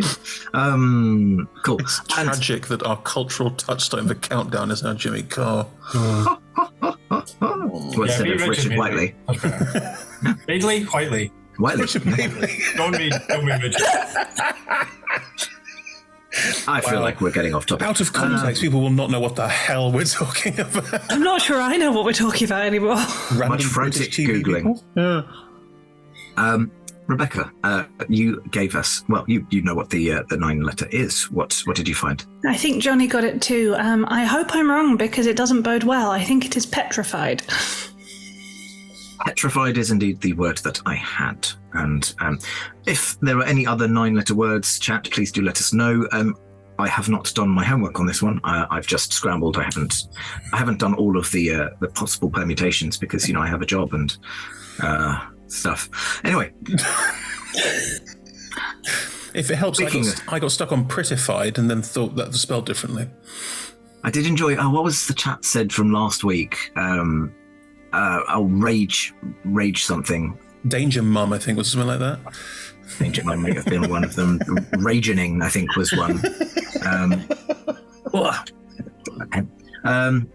Yes, so I look forward to finding out what fun words you come up with this time.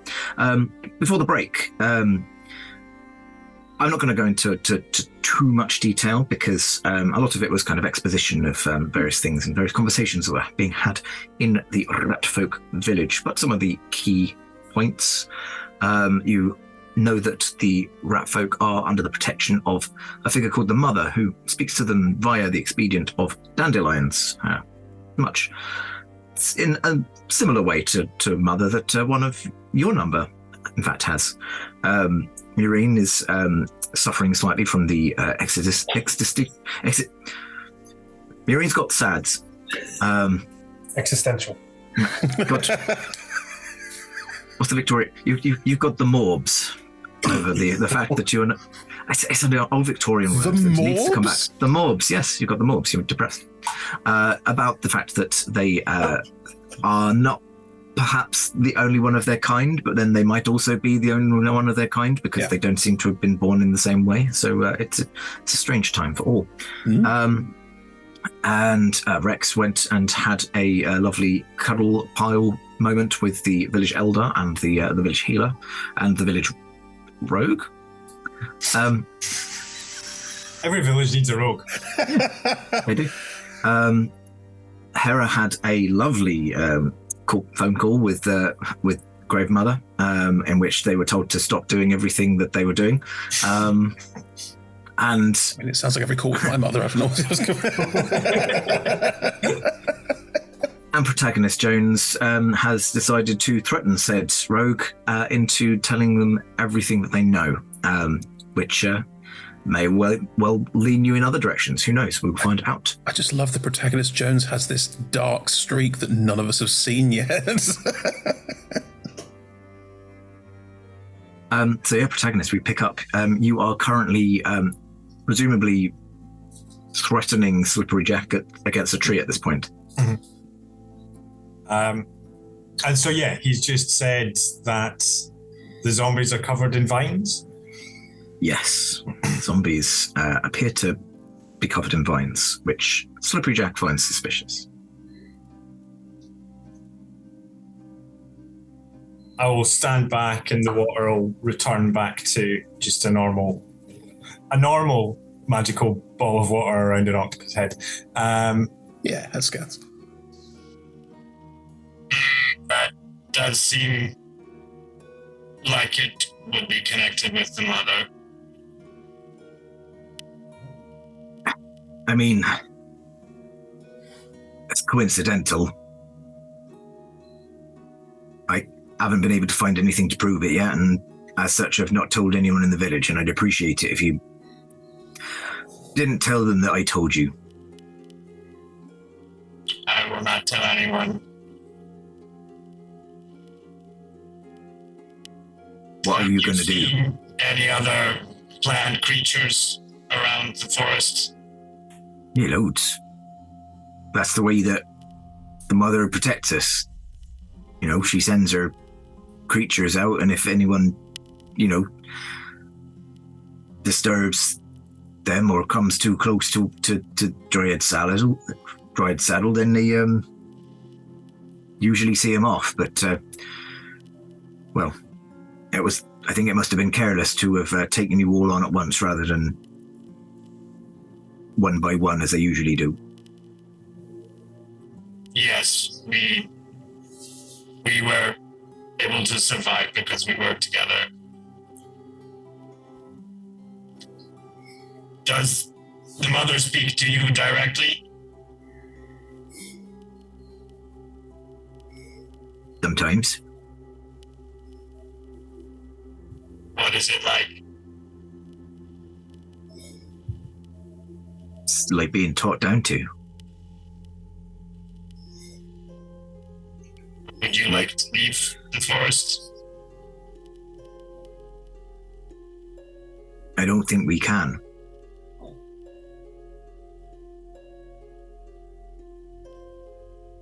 Do you mean you're physically unable, or do you mean the Mother will stop you?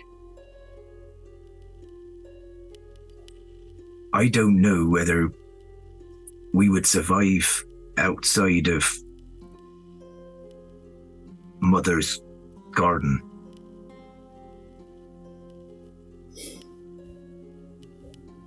You seem like very capable people. More capable than many outside Mother's garden. We also don't have particularly long lifespans. Oka isn't the first village elder. How old is Oka? Oka is 6. Oka is already getting on. That is relatively short, but it does not mean you could not thrive out elsewhere.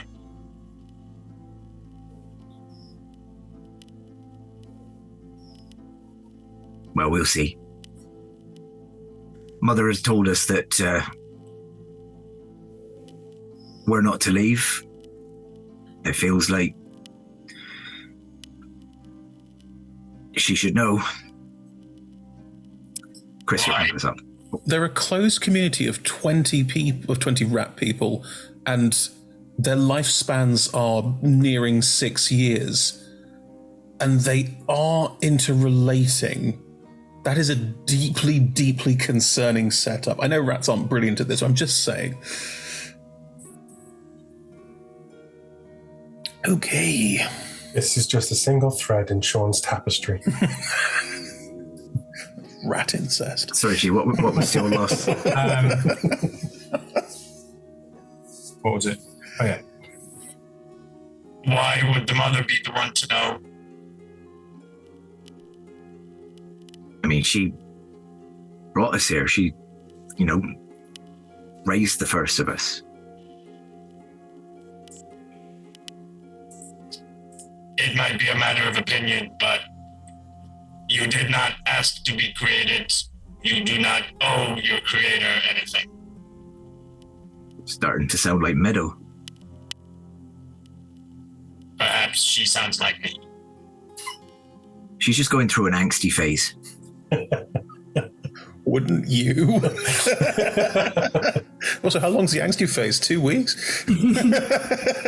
Couple of months. I believe if you wish to leave and explore outside this forest, you should be allowed to. Maybe I'll give it a try.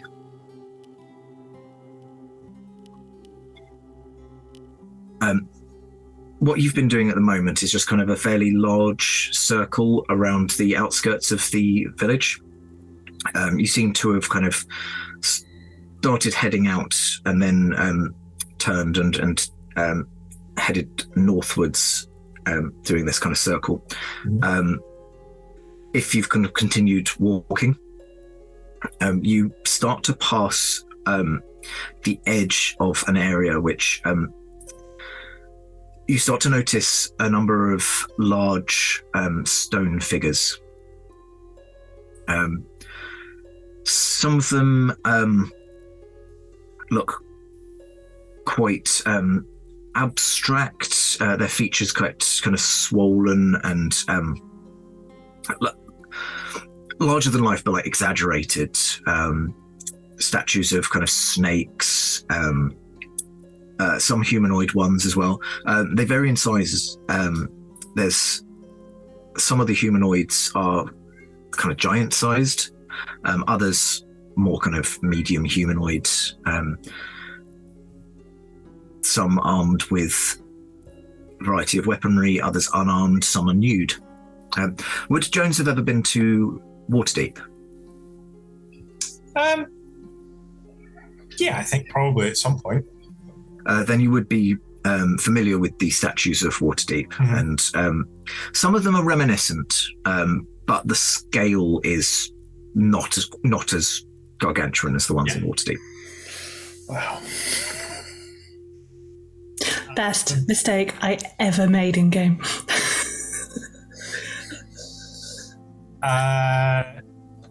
Jones will take out his little notebook and he'll make, he's been sort of constantly making notes about stuff since arriving in the town, village. But yeah, we'll make some notes about some of these. And I think we'll go over and have a closer look. I wouldn't go too close. Why not?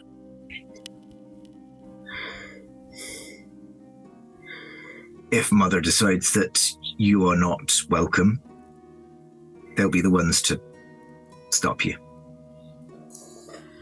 That's not good. So I'll keep my distance and kind of give them a look. Go look out for them naked snakes. Thank you. I'm sorry about the way I talked to you earlier. You're bigger. It's your prerogative.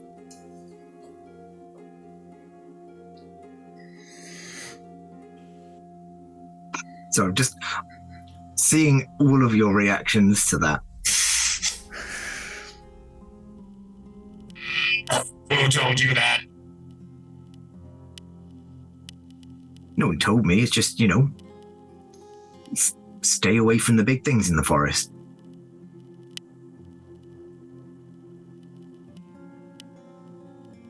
Don't want to end up. I understand that when you're dealing with creatures that want to kill you, yes, avoid the big ones, but that does not mean big things get to tell you what to do. I'm not as big as I appear. I'm going to insight check that. Look, some people aren't as big as other people, and that's okay. We don't... Are you trying to disguise a facet of yourself in that statement? Yes, I mean I am trying to cover up my sort of true nature, I guess. Mm-hmm. Please roll me a deception check. Oh, that's a nat 20. Boom. Well, I rolled a 19, so your nature is undiscovered for the time being. They don't really get what you mean, but kind of take it on board. Look, I shouldn't be telling you about other people's business, but people have tried to leave before, and it's not gone well for them. Fieldy's partner, before they were with Honey, they died. Looks at his notebook. I think we all just looked at our notebooks, didn't we? Their name was Oyster. Were they killed by these stone creatures? No. They were out gathering, and they was killed by something. We only ever found the body. But were they trying to leave the village? They were further out than they should have been. But then they were also gathering food, so, we'll never know, really. So you do not know if they were killed by the mother or someone else? They shrug in a non-committal way. They have their distrust for the mother, but don't want to go so far as to believe it would be active, that she would actively be killing them off. Yeah.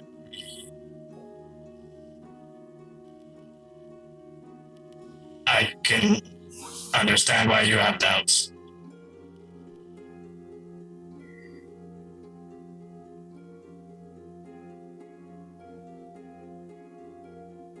Right, well, there's no reason for us to be this close to these if we don't need to, so shall we continue the loop back round to the village? Yes. Lead the way. Thank you. And as that has happened, so the rest of you have kind of gotten up in the morning. Are there any other conversations that you wish to have? Hera, do you have some troubling things to share with your friend? Good morning, everybody. Yes, Hera's going to get right in his face. Rex, Oh, yes. Sorry. Yeah, where are you? I'm just joking. Are your eyesight that bad already? No. I need to speak to you, please. I'm a bit confused about already, but go on. Yeah. Over here, come on. Sure. Like the dandelion. Okay, what are we doing? We can't go to the garden. Everyone else won't be worthy. It's bad. What do you mean bad? I'm very interested, especially because Eldith classified it as a cabbage several times, and I'm now wondering if it is. I don't think it's a cabbage unless it's a really special cabbage. It could be. It could be a special cabbage, but that's not the point. Side. We'll file that one away for later. Not the point. Mother's very concerned. If we go to that garden and touch anything. Well, what did she say exactly? Don't go over there and touch anything. Okay. She also said I had a sister. She said what? No. Sorry. I have a sister, or I had a sister, and she was bad. Which one was it? Has or have? Very big differences. She's very disappointing, apparently. Don't know what that means. Your mother or your sister? My sister. Oh, that's disappointing to hear. Well, sure, but it could have been in past tense. I understand your mind may have been slightly startled by the fact you have family. Other than you, yes. Yeah, I mean, other than me, I'm still here. You are, and you're not disappointing at all. No, neither are you. Thank you. And the dragon was hers, and I might be in trouble. Oh, balls. I don't think the name was Balls, but I might be in trouble because the Well, I mean, all I did was get sprayed on by its gas. I mean, I know. The damage was there. Well, we can't. I'm overwhelmed. What do I do? Well, it kind of sounds like we're in the wrong direction. If this talk didn't go so well, and maybe if she said don't go into the garden, then we don't go into the garden, even if it is a luscious, large cabbage. Yeah, I mean, I like cabbages. Yeah, very versatile, but very versatile. Breakfast, lunch, and dinner. What if she gets upset with me again? Well, it sounds like going into this garden is just courting danger because, let's be honest, we're not the most, we're pretty clumsy, and I imagine if our friends come with us, then something's going to get touched. Maybe. Probably broken. Especially if it tries to eat us, because... I mean, hopefully it wouldn't. Well, I'm now starting to have doubts about if that cabbage is actually a cabbage.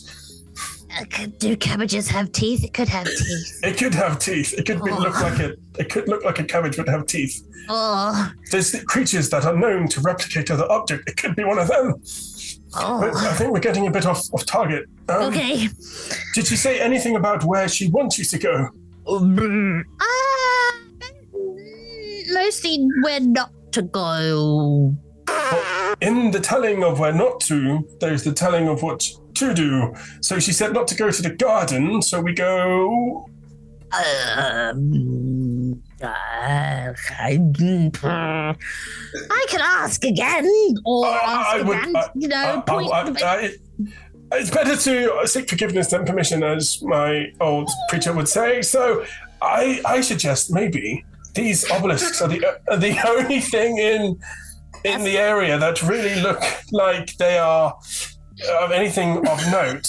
And if they do have undead around them, then we could kill 2 or 3 birds with one stone and investigate them. I could double check as well, and you could maybe see if they are something relating to your mother. And then you can down the line call her there, and if she says don't go there, then we can just go somewhere else again. Okay. That's very brave. Well, it's not exactly doing what she didn't tell you not to go there, yeah? Sure. But she said she made my powers go wonky before. Oh. So I might not be. Oh, that's why when you did the to the her, it didn't work. Exactly. Yes. Nothing to do with me being a rubbish or anything. No, it was because I was bad. Well, I think naughty is what her terminology probably was more meaning. Okay. I don't want to upset her, or... I mean, I would very much like to know more about this sister of yours. I mean, that sounds like a really good place to come to in regards to your own personal journey. Oh, that would be nice. I would like you to remember her. Maybe she's at one of these towers. Okay. I mean, I'm just guessing. I really doubt it, but it could be. Oh, what, my sister could be a tower? She could be. Oh, she could be at the towers. But, I mean, we're in the forest where your mother exists. Yes. She obviously isn't here, and we've been told not to go there. So instead of going there, we'll go here. Okay. There's logic there. Yeah. Well, you know, But you I have a sister. That's so cool. Well, I have to introduce you to her anyway. Well, like, hello, mother, this is my dad.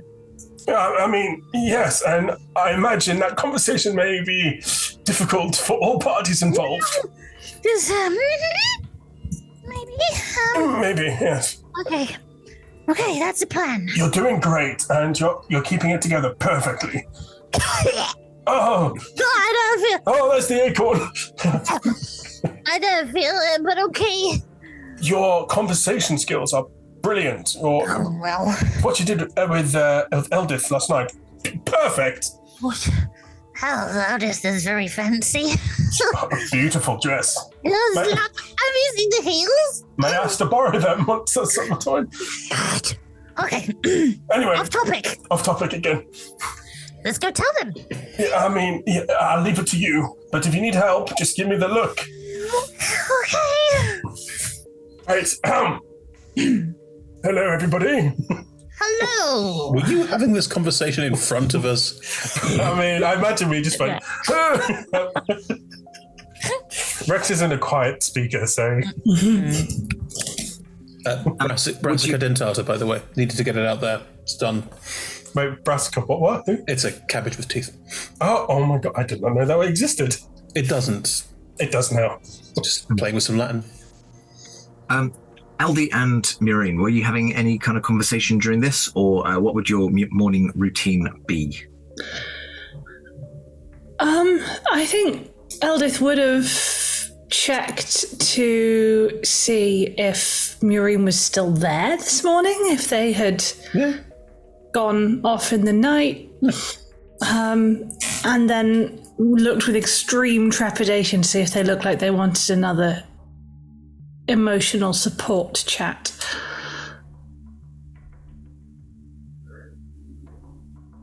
Ooh, that's a 9 on an insight.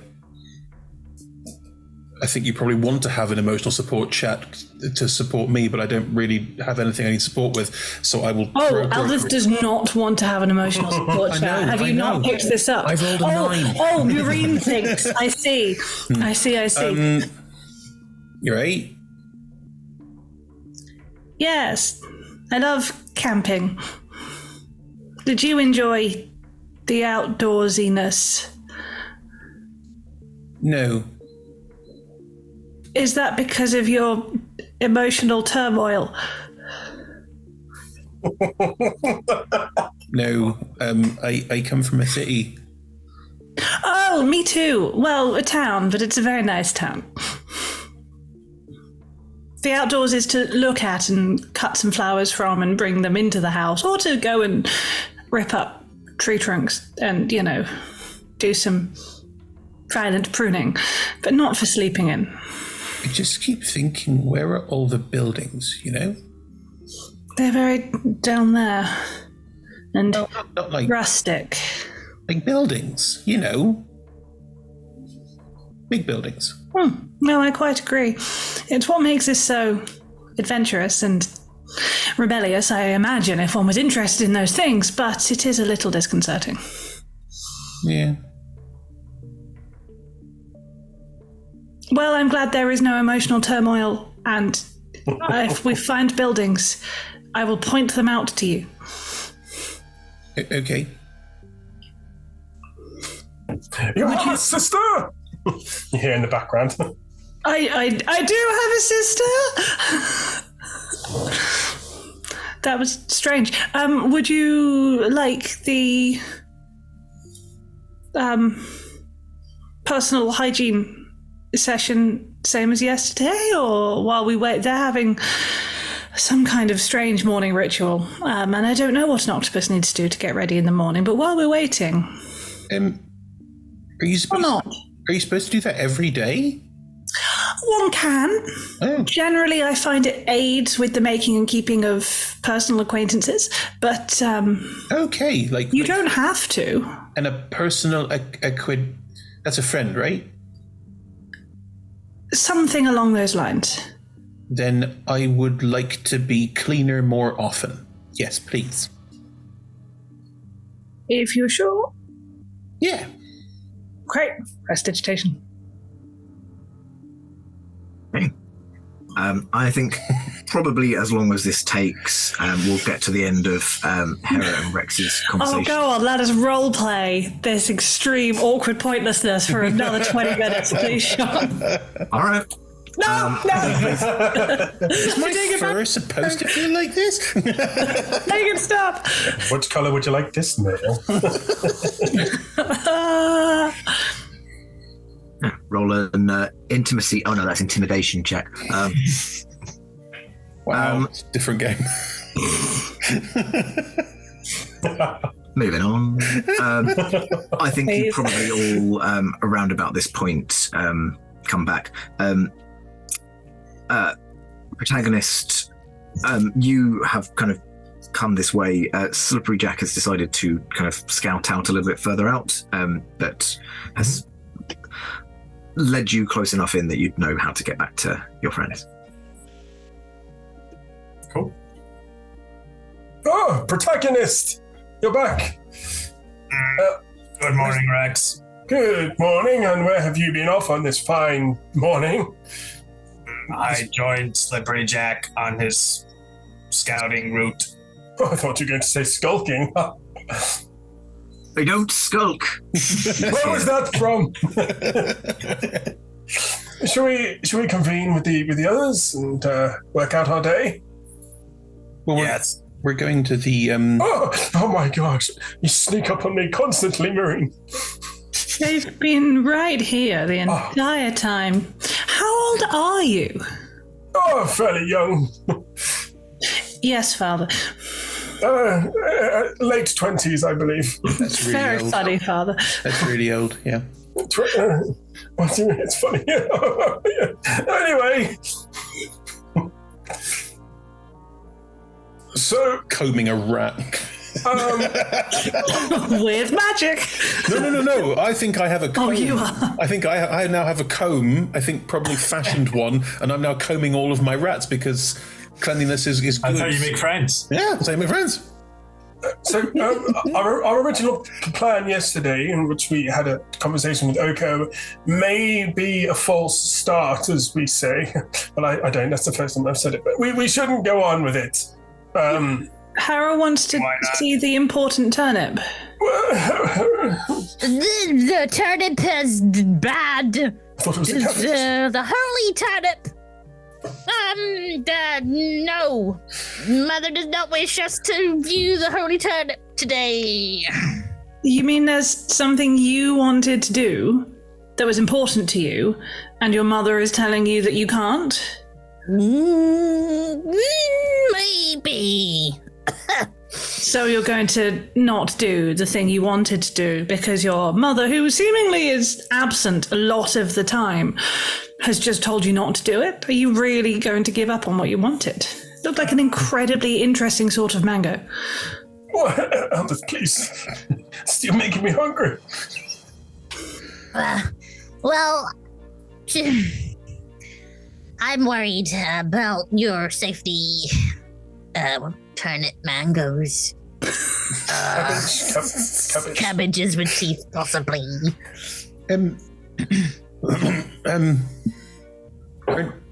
Okay, so we were gonna go and look at the special garden because...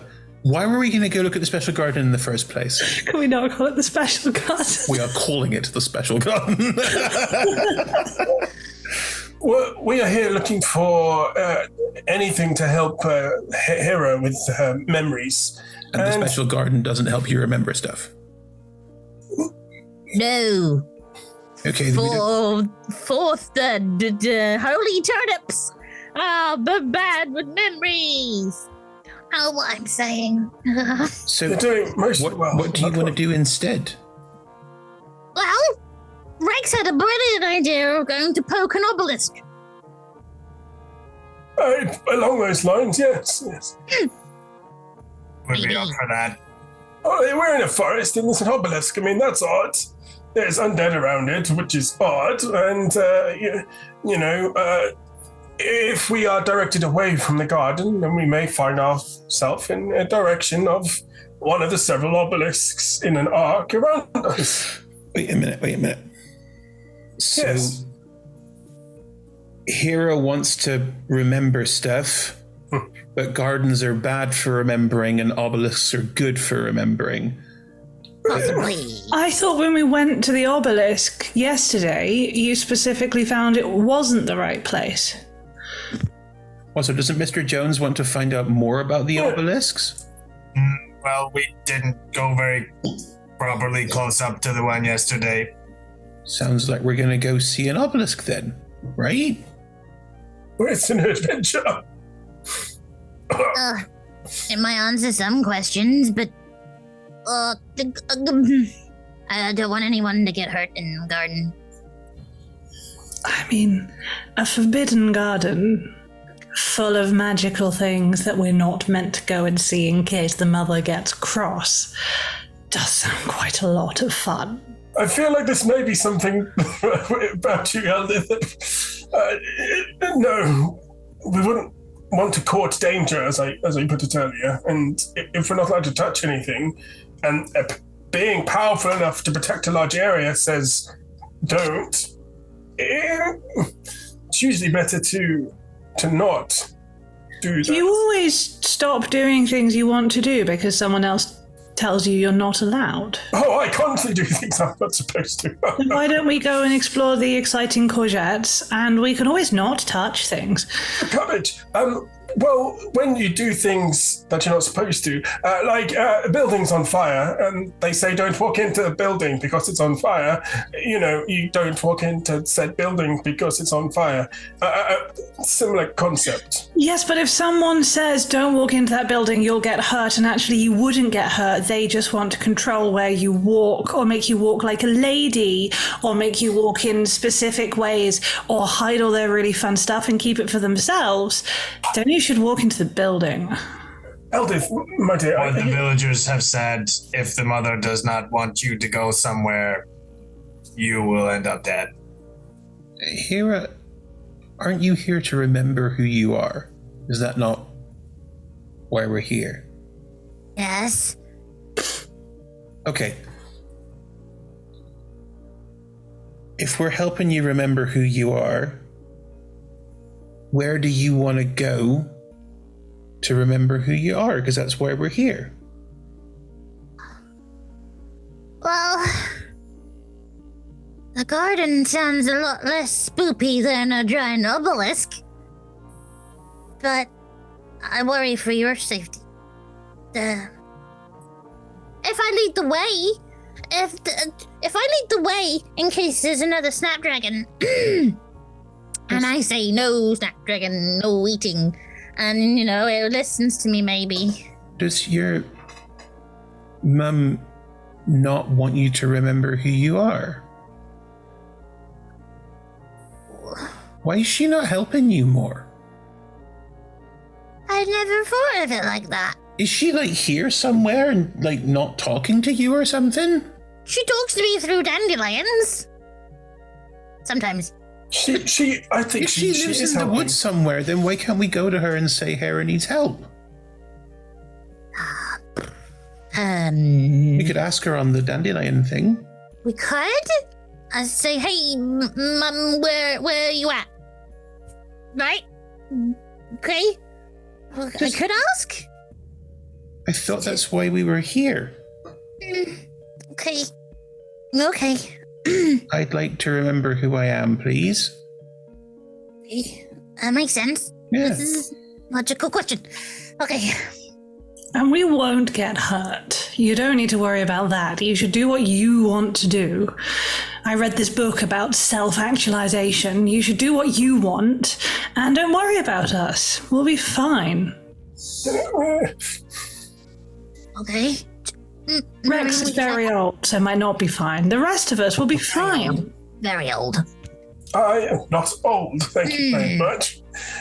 If this is what you wish to do, Hera, then I, of course, support you always, and I will follow you into the garden if this is what you wish to do. Absolutely no problem at all. Just please do remember your earlier conversation with her and how you felt, and the other news as well that was shared. Okay. What other news? That I have or had a sister. Oh, that's not news. Rex shouted that to the whole village this morning. We all knew. Oh. Okay. I did not hear that. Neither did I. Okay. Well, shouldn't we be finding your sibling? Because they'll be able to help you remember who you are as well. Okay. It just feels a bit like you're like, come here to find out more about yourself, and then everyone's saying, don't find out more about yourself, which is weird. Well, it goes along the reasoning of why I wanted to visit these obelisks. Now, as you know, earlier, the spell we cast showed multiple undead in the area. Now, yes, exactly. And if they dwell within the mother's reach, then perhaps they may be like Hera and able to answer questions. And maybe if we ask around, if they are communicable, then perhaps we could get somewhere. Again, a few birds with a single stone. Protagonist Jones, you are keen to see them also for your notes and researching for your clients? Correct. And so we had another stone or bird to our metaphor. Stoned birds. Yes, quite. Yes. But the garden is obviously close by, and as long as we are all very careful, it's only slightly Defiance to go in there after being told to not. Okay. You don't want to throw the seeds of it and plant that too much. But if we were to, we just have to make sure we're all on the same page and make sure that we are careful not to slip up and accidentally fall into a pool or touch a blade of grass or anything like that. This is a mother who deals with nature, so we have to be very, very cautious. Hera? Yes? This might be a rude question. Do you think your mum might not be very nice? Because she's not really being very helpful with you when you want to know stuff, and she's not telling you stuff, which seems weird. The people who live here were saying they're not allowed to, leave or do certain things because she tells them not to. It sounds like she likes to tell people what to do a lot. And it doesn't really matter what you want or think.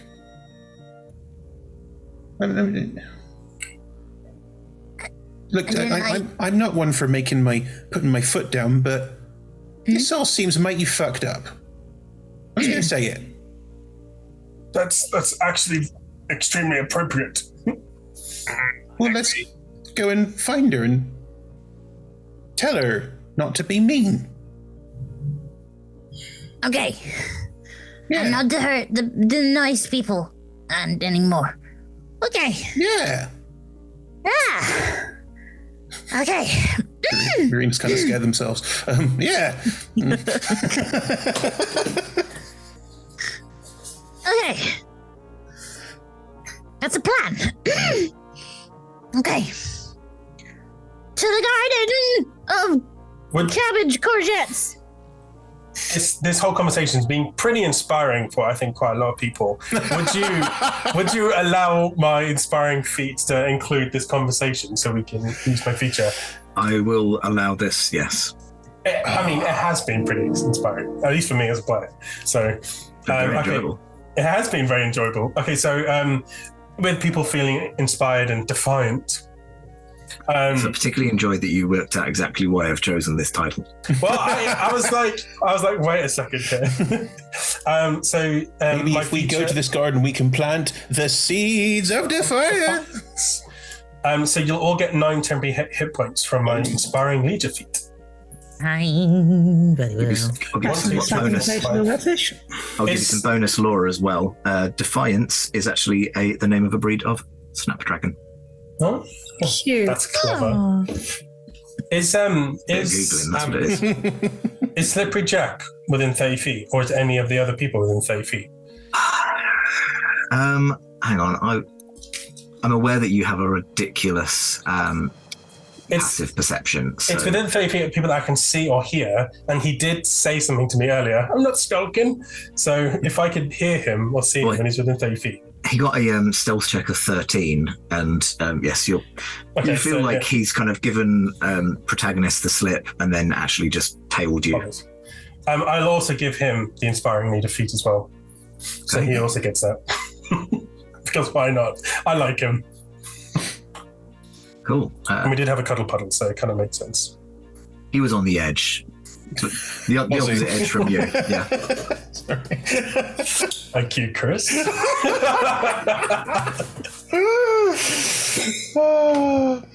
Why do I feel like I'm in a blooper reel right now? So, you have made your decision to head towards the garden. So, protagonist can lead the way as they had previously visited with Slippery Jack, and you see the scene much as it was previously described. A number of large stone statues. There's a whole host of different visions. Some that appear to be large gorilla-like creatures. Some which are literally just statues of faces. Just rising out of the ground, almost like a cavern. But then also large nude humanoids of a variety of different races and origins. There's like a dragon folk and some kind of large ones, giant scale. There's a large turtle statue. Just strewn about in random places. A number of them are covered in a variety of different moss, lichen, and vines. It's just the 5 of us, right? It is just the 5 of you, as far as you are aware. Although Slippery Jack did roll a very rubbish 13 on stealth. So those of you who have a passive above that would be aware that you're being followed. Whether they would actively, fight in the garden is another question. Hera, do these statues make you think of anything? Because they're a bit weird. You're muted. I am muted. Whoop-de. I'll go see. May I get a little closer and have a little look? Yeah. Give me a perception or a history check, whichever one I do not mind. Ooh, bit of history. Where in it? 17. 17. They don't feel as familiar to you as the flowers that you've been seeing around. The statues themselves feel like they were probably in the area before Grave Mother used it for whatever purposes it is that she's using it for. The moss growing on the statues, on the other hand, does feel familiar. It feels like the sort of thing that Grave Mother would do. You get a kind of vague memory that she likes it when nature reclaims things that have been built by civilized folk. So she encourages it to do so and takes a bit of glee out of it. Okay. They've been here a while, I think. I think anyway. The moss. See, she always likes that. Don't touch it. Oh. A little bit. No one touch anything, remember. Is anyone good here at determining how long these statues may have been here? When they may have been manufactured? Anyone good with building things? I took an architecture class at school, by which I mean I'm proficient in history. I will allow everybody to roll history if they so wish. I mean, it would be hilariously pointless, but sure. I don't think there's any way I would know. I'm 3 years old, Sean. I have no idea. I can't read. Those of you who have been to Waterdeep, so protagonist, maybe LD, possibly Rex, I'm not sure. Hera, not so much, because your memories start from Neverwinter, and I mean, Muriel for a very different reason, so do yours. I'm 3 years old. I know nothing. That is the reason. I got a 24 on history, so we'll assume I was taken to Waterdeep on a cultural exchange. Sort of field trip. To look at the art museums in the opera house. Any more for any more? Got a 24 from LD? Okay. Yeah, with your 24, you have possibly at boarding school, possibly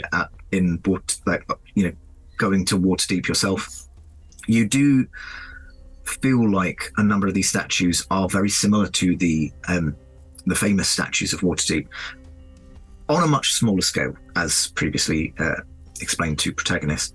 But kind of looking at them, not getting too close, but just looking at them, you feel like they're probably around about the same age as, not the oldest ones, because they kind of appeared at different times, but certainly they're older than the newer ones, if that makes sense. And does LD know the origin of the statue in Waterdeep?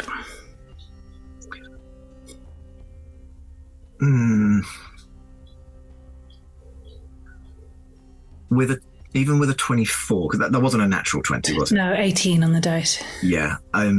Even with a 24, I think they're still quite exclusive knowledge. Rebecca will sit on her hands then. They look just like the artwork in Waterdeep. Same sort of age, same sort of design. I have no idea why such artifacts would be in the middle of a forest. Well, I was worried for a moment. I've dealt with cases in past as a medical man of petrification. And you confirming that these are old statues in likeness to others rules that out for me. So I can rest easy that... Well, they are different ages. The oldest ones are sort of a similar sort of era as Waterdeep, but then there are some newer ones as well. Well, again, confirming that they were or are like art leads me to believe that we shouldn't be right about that.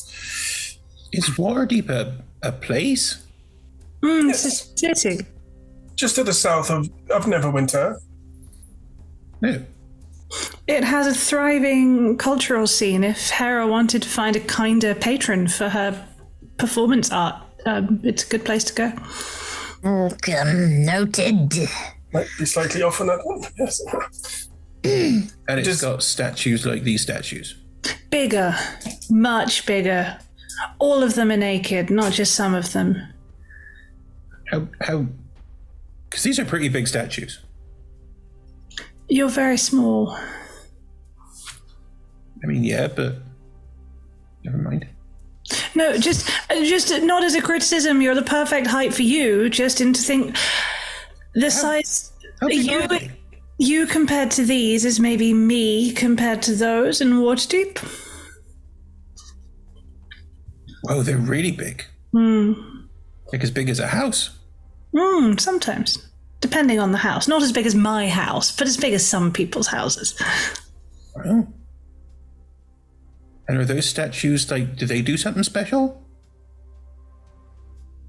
No, that art doesn't do special things. You just look at it and then feel edified and write an essay about it, and then you've done art. Sorry, G. Are you heading deeper into the garden, or do you want to inspect these statues a bit closer? And we're not supposed to touch them? Don't touch things. Okay. No. But we could. Could I do a medicine check based on the fact I have previously treated people who may have been under that petrification curse as part of my character's history, and see if there's anything. How will you perform a medicine check without touching them? I'll be looking for visually for markings or marks that would appear on a body, not necessarily transmitted into a piece of art, such as looking to see if there's petrified veins or scarring, any imperfections that wouldn't normally be put onto a sculpted piece of art. See if there's like tiny petrified hairs, that kind of thing. Okay. I mean, there's a kind of medium-ish sized one, not too far from you. Seems to be, again, naked, but holding hammer. Pull down my plague mask. Okay, just bear with me a moment. I'm just going to investigate this. Just keep an eye out and anything moving for me, would you? I won't touch, but just put me at ease. Can I actively make a perception check to be scouting or looking out while Rex is working? Absolutely, yep. So perception check there, and what is your medicine check? So just reach into my bag, pull out a tiny little magnifying glass. My eyes are not that good. 22. Mm-hmm. And that is a 12 plus 9, so 21. Blimey. Okay. I'm a healer. With the 21, the statue that you inspect, it's difficult because you've actively kind of put a mask over your face, which I'm guessing doesn't have magnifying lenses. But you kind of just look, trying to see if there's little details that would be perhaps going beyond what a sculptor would look for, but could be indicative of petrified humanoid. You notice that because these statues have been here for quite a while, the surfaces of the statue are quite porous. You kind of see that they appear to be quite weathered, which doesn't necessarily help. But also, you don't see anything that you'd think that's a weird detail to etch in. Maureen, with your 22, and in fact also Rex with your passive, you do hear a sound. It's kind of like a sort of slithering, or the sort of sound that were you to kind of wring out a rubber glove, that kind of squeak, that kind of tightening sound. And Rex, as you inspect the statue in front of you, you notice that the vines creeping around it are growing and tightening and pulling until eventually, like a kind of exoskeleton, they pull the joints of the statue apart, and the statue attacks you. Please could everybody roll initiative. I was so close to it. Okay. That is, I'm afraid, going to be a surprise round, so don't think you were expecting that. No. I rolled high in initiative. Nice. I'm going to do this the traditional way. Who rolled over a 20? Oh no, I rolled a 20. You rolled a 20. Sorry, that's not over 20. No, 20 and up. 19 plus 1. I think it's the highest Rex has ever rolled on initiative. I am ready! Okay, so only Rex on 20. Okay, 15 to 19. What did you roll? 18. Same. Okay, I'm going to go out on a limb and say that Murine's got the higher dex. Yeah.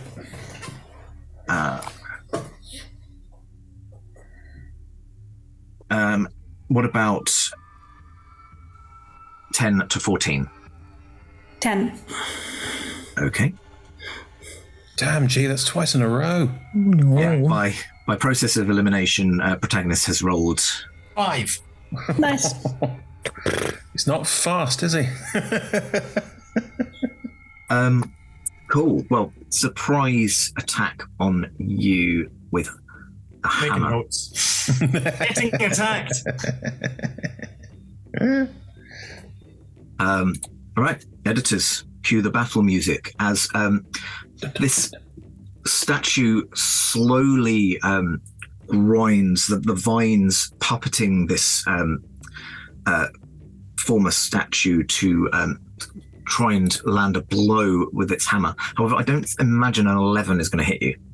I don't have my shield on because I was inspecting, but I do have 17 as a base without it. So. Absolutely fine. That, therefore, is the first attack. And then it swings down with the hammer, but then almost with strange, a kind of strange dynamism that you wouldn't get in a normal humanoid, but because it's obviously just being pulled in different directions by the slithering vines, swings upward for another roll. This time it's a 15, which is also not going to hit you. I'm surprisingly dexterous! Have you fallen over? Going that way. It is your turn. Top of the round. I touch it. Okay.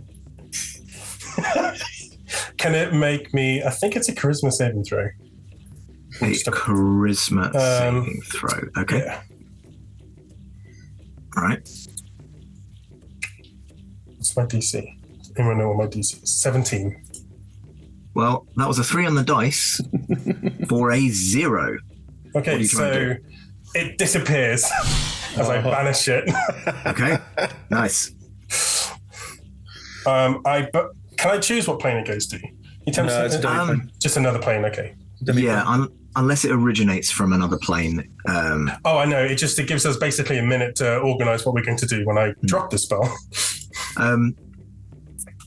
You have got a high enough passive perception to know that you can still hear slithering vines. Yeah. So there are the other statues that are moving, but you have at least eliminated one. Yeah, for now. Get yourself ready, everybody! I can't hold this one for long! Any bonus actions? Get my shield out.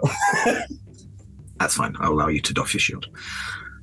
Don your shield. Don, yeah. Don your shield. Don. Excellent. In that case, Murine, you're up next. Can I see any other vine animating statue that hasn't taken a turn in combat yet? You can indeed. So that was the only one that made an attack. Yeah. There are 2 others. One which is armed with a spear and a shield, and another one that is one of the larger naked ones. Doesn't appear to have any weaponry. Okay. Who is closer to which one? That is a very good question. Could everybody roll me a d6? Sure.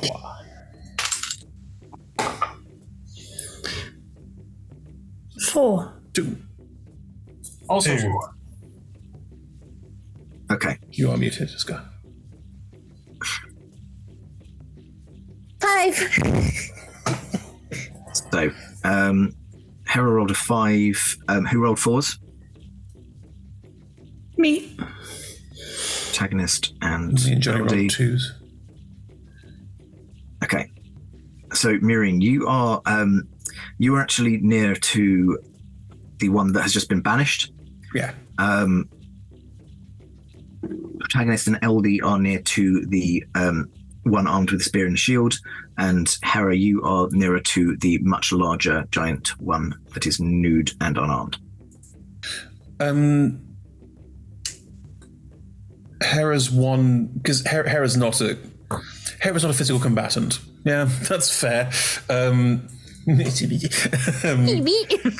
If Hera looks like this might be a problem or Hera might be in trouble, then I will go for that one.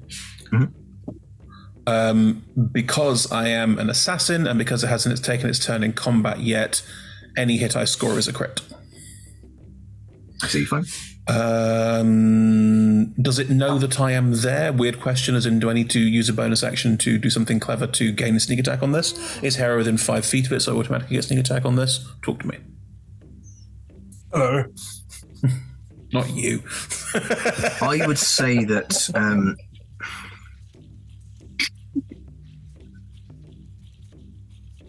okay, to be fair, because we didn't, establish the theatre of the mind, Hera, could you roll me a D20? Ooh. I'm going to be rounding down in 5s, so this is going to be the number of feet you are away from it. Could have just asked you to roll a D4. Mm-hmm. Try that. Yeah. You were kind of stood right next to it, or at least it has advanced to such a point that it means I keep my bonus action. I'm happy with this. Right. I would like to leap, turn around, see this happening. Do I see the vines crawling up the massive nude statue? Yes, you can see that there are vines and patches of lichen as well. On this one. And the one that Rex just banished, the vines sort of broke the statue and turned it into an animated force. Mm-hmm. Right. Can I try and, I know this is not possible in rules, but just slightly clever thinking, can I go for a leg and try and break up some of the vines that would potentially give it a moving foot? Sure. Awesome. Then that is what I will do. I will turn, see this, go, and leap forward and do all of the attacking and the sneaking, and yes.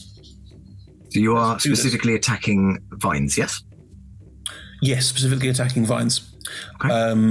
Right. Let's do this. So 19 to hit. 19 will hit. Perfect. No damage. It's an auto crit because of assassinate. So all of my attack dice are doubled. So that's 1d6 plus 4 on the short sword. That is, I will favored foe it, so that's another d4 on top of that. There we go. That does not take an action. My sneak attack is 2d6 on top of that as well, so that's 3d6 and 1d4. And I will also use my gathered swarm, so that's 5d6 and 1d4, so that's 10d6 and 2d4 plus 4. Yes, good. Okay. 1, 2, 3, 4, 5, 6, 7, 8, 9. 10d6 and 2d4 plus 4. Oh, it's a lot of dice. 45 points of damage. Okay. You aim for the vines on one of these legs, and you sever right through them, causing the leg to fall off. The giant statue does kind of waver a bit, but kind of rights itself.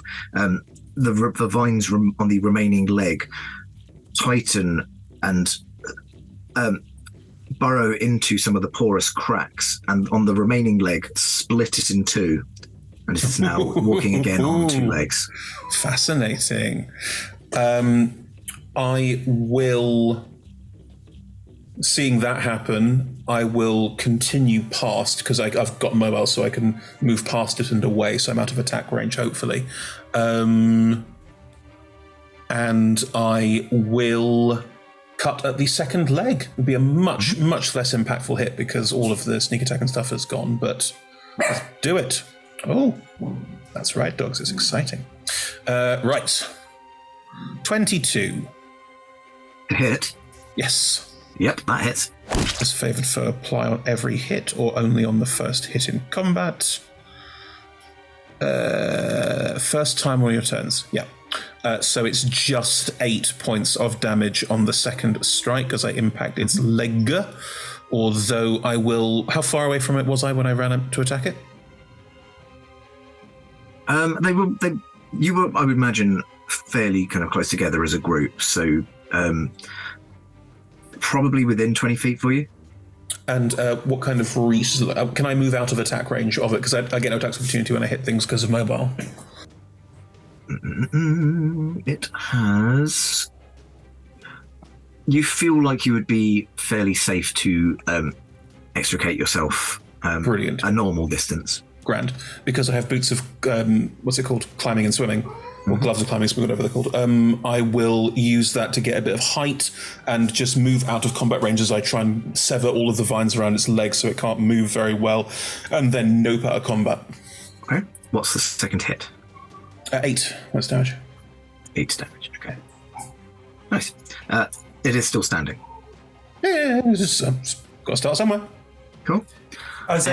Go on. Sorry. Just as a kind of free action, would I be able to just shout "Marine over here" to try and get Marine to come close to me? I can do that. Yeah. If they would do that, yeah. Just so you're close to me. Yeah. In which case I'll do a loop. I will just run in, and instead of going up the tree, I'll go whoop and sort of like Naruto sideways, wee, and skid back and end up within 5 feet of Rex. Why not? Yeah, you can absolutely do that. Talking is a free action. Is there anything else on your turn, Miri? I think that's pretty much enough, don't you? I think so. Cool. In that case, next on my list, Hera. Okay. Also going for the vines, since I'm 3 foot away.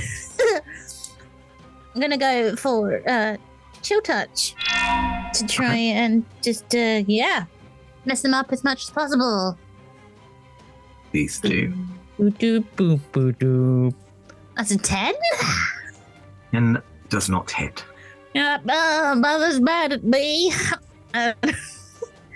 And while trying to do that, Hera will shout, "Mother, stop it! No! Please! No!" I'm really sorry that the story elements seem to be infecting your dice. I'm used to it. Any bonus actions? Not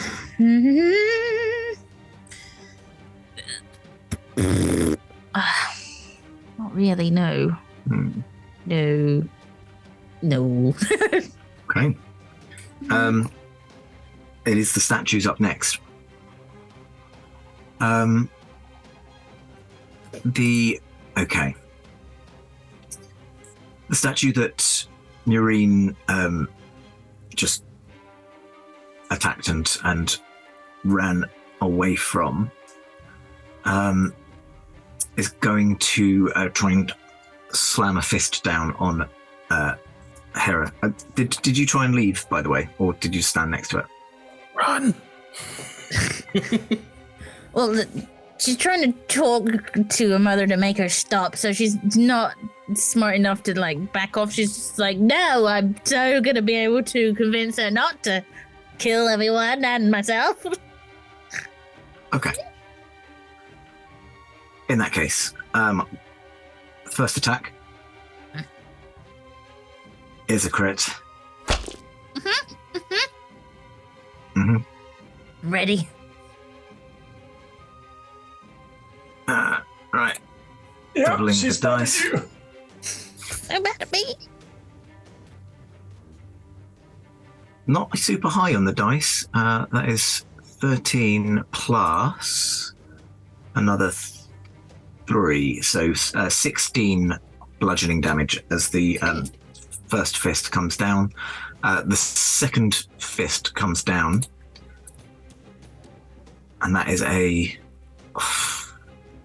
25 on the dice. That was a 19. Yeah. So that's damage? No, that was to hit. Does that hit? Yeah. Yeah. 25? Yeah, you hit me. My 9 doesn't stretch that far. But that's at least not a crit, and I only rolled a 1 and a 2 plus the further 3, so that's 6 points of damage. I think you're probably too covered up by the other fist, so it doesn't quite manage to get as much of you this time. Okay. But that is the first one.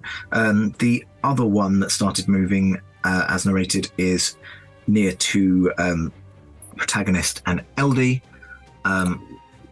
And it is going to try and determine which is the greater threat. It cannot. It rolled a 1. So I'm just going to 1 to 3 LD. It goes for LD.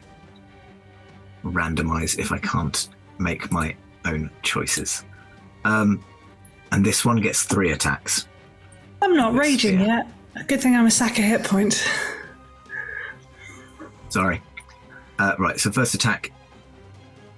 It's not going to... it's an 18. I thought it landed on the 2. 8 on the dice plus 7, so it's 25. 8 on the dice plus 7. 18. 18. Yeah, 25 will hit, Sean. Yeah. Cool. 2d6.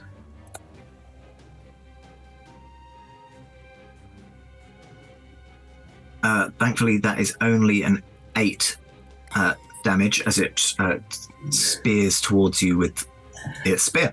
Good thing Rex is so inspiring. Second attack. This time it's an 8, which makes it 15. My AC is 16. Okay. Second attack. You're a bit more prepared for it, but then the third attack comes through, and it is a 24. Yeah, that hits. So again, the 2d6. This time getting... I've already forgotten what the modifier is. 13 points of damage. Oh, you've knocked me out of triple figures. Good. Should we be so lucky? Finally, could everybody please roll me a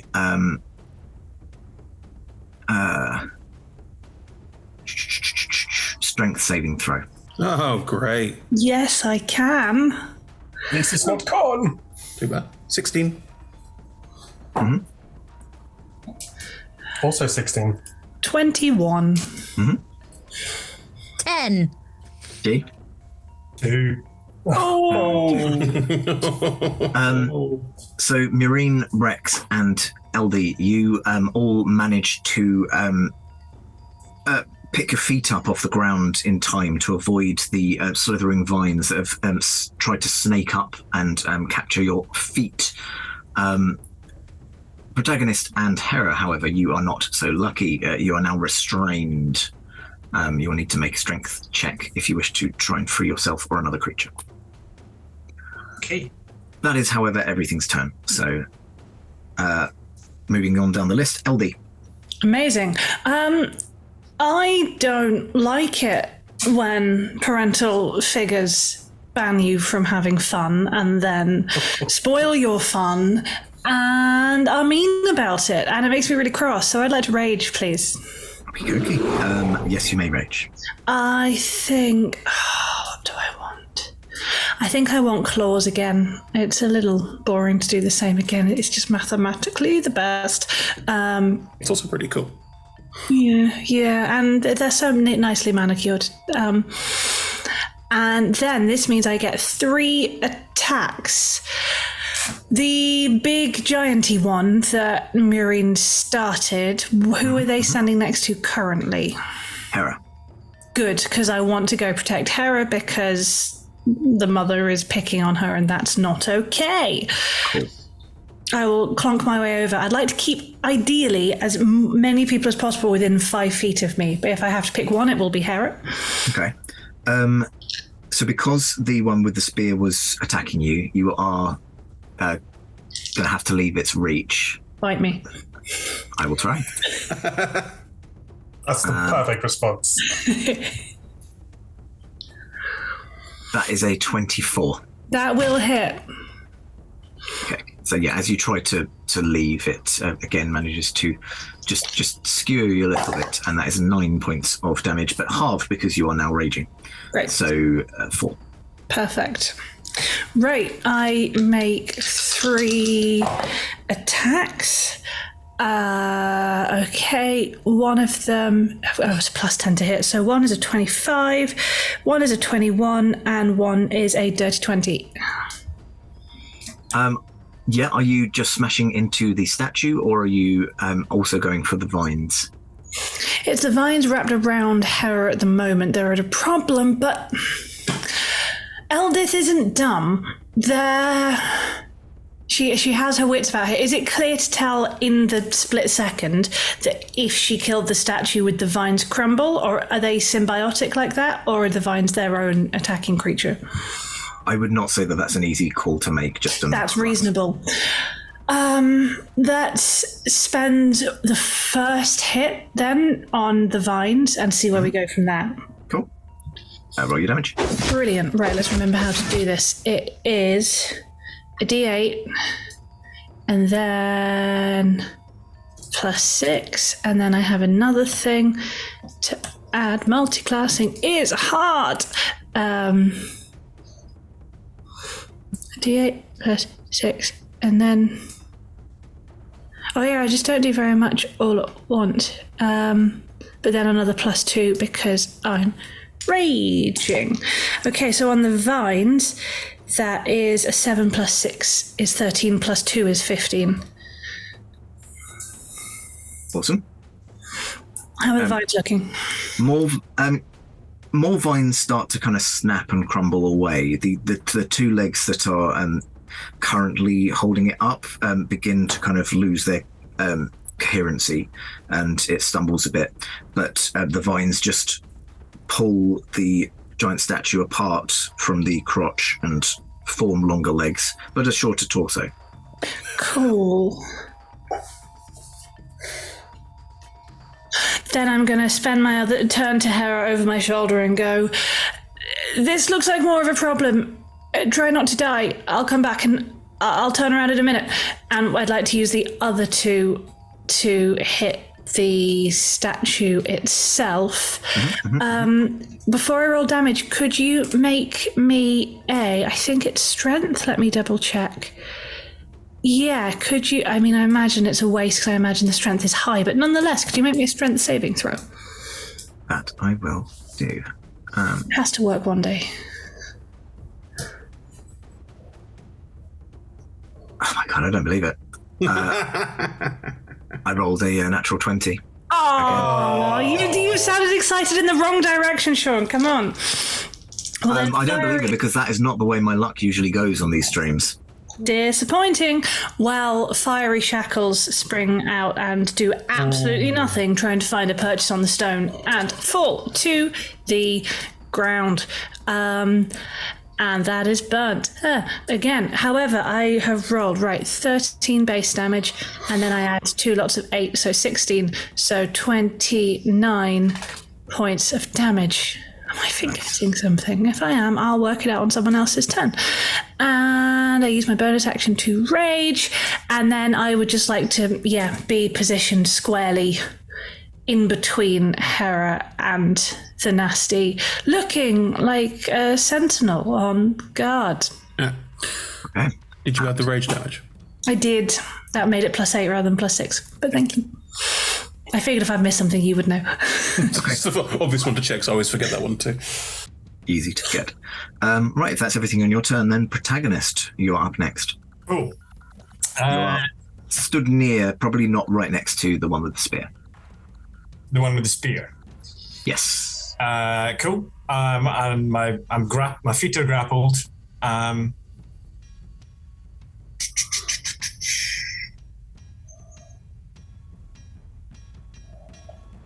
Which shouldn't give me any disadvantage on casting a ranged spell, should it? No. Cool. In that case, I'm going to cast Catapult at 3rd level I think probably on like one of the statue's like arms or something. I think probably the one that's closest to me. You're literally going to do a stop hitting yourself. Yeah. Yeah. Okay. So it needs to make a dex save. A dex save. Okay. Right. This roll is +5, I'm afraid. So that is a dirty 20. Ah, no. Sorry, I would have liked for that to work. Yeah. I just don't think I can do anything decent or interesting with my bonus section. No. You don't have anything that you could, maybe. I'm going to cast Branding Smite. Ooh. Okay. Cool. That's not 2 spells, though, is it? Oh, yes, it is, of course. Sorry. So no, I'm not going to do anything with my bonus action. You don't have anything else that you can perhaps command to make attacks with a bonus action? No. No?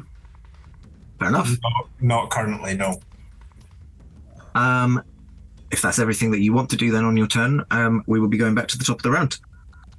To Rex.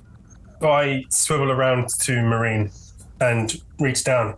Marine, you seem to be very adept at attacking creatures who are surprised, yes? Yep. There's one about to appear right in front of you. Yep. Go around the back of where it's going to appear and get ready to strike, okay? I'm not sure if that's mechanically how it works, says the small rat person. It's okay. And what I'm going to do is I'm going to hold my action to cast a touch spell on Marine's weapon. What's your main weapon that you use? Are they daggers? Short swords. Short swords. Are they both exactly the same, or is the one... Okay, so I'll just grab whichever one I get then. I just kind of grab... Don't touch the sword, you fool. I know, it's fine. It's in combat. I just grab that and grab the weapon. Marine, you're very brave. Don't get spooked by this, and I'm going to prepare a spell to cast on the blade on your turn. And I've asked you to get ready to attack whatever's about to appear in front of you. Sure, mechanically will this count as surprised? When the banished creature comes back, would it be surprised by something behind it attacking? Which is the aim. Technically, it's a surprise round or something that hasn't gone in this combat, so... I'm more thinking, if it can't see you, would you get advantage on it? And I'm within 5 feet. So that's just sneak attacking. That's just what I do anyway. Assassinate is very specifically things that have not acted yet in this combat, or it's a surprise round, which I'm not sure it would count as. Well, technically, it surprised me. It didn't go in the combat. It's up to Sean. It's up to Sean. I think that's the intent anyway, is to see if...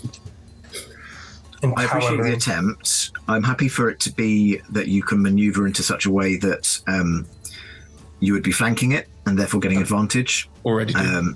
Sneak attack. It's fine. Yeah. I think because it has taken a turn in this combat, it's just sitting in a demi-plane going... That's okay, yeah. Rex doesn't know that. All he knows is that you're very good at attacking things that are surprise, so I'm still the exact same thing. And then when you're ready, give me a nod and I will cast a spell and the creature will reappear and you strike, yes? Sounds good to me.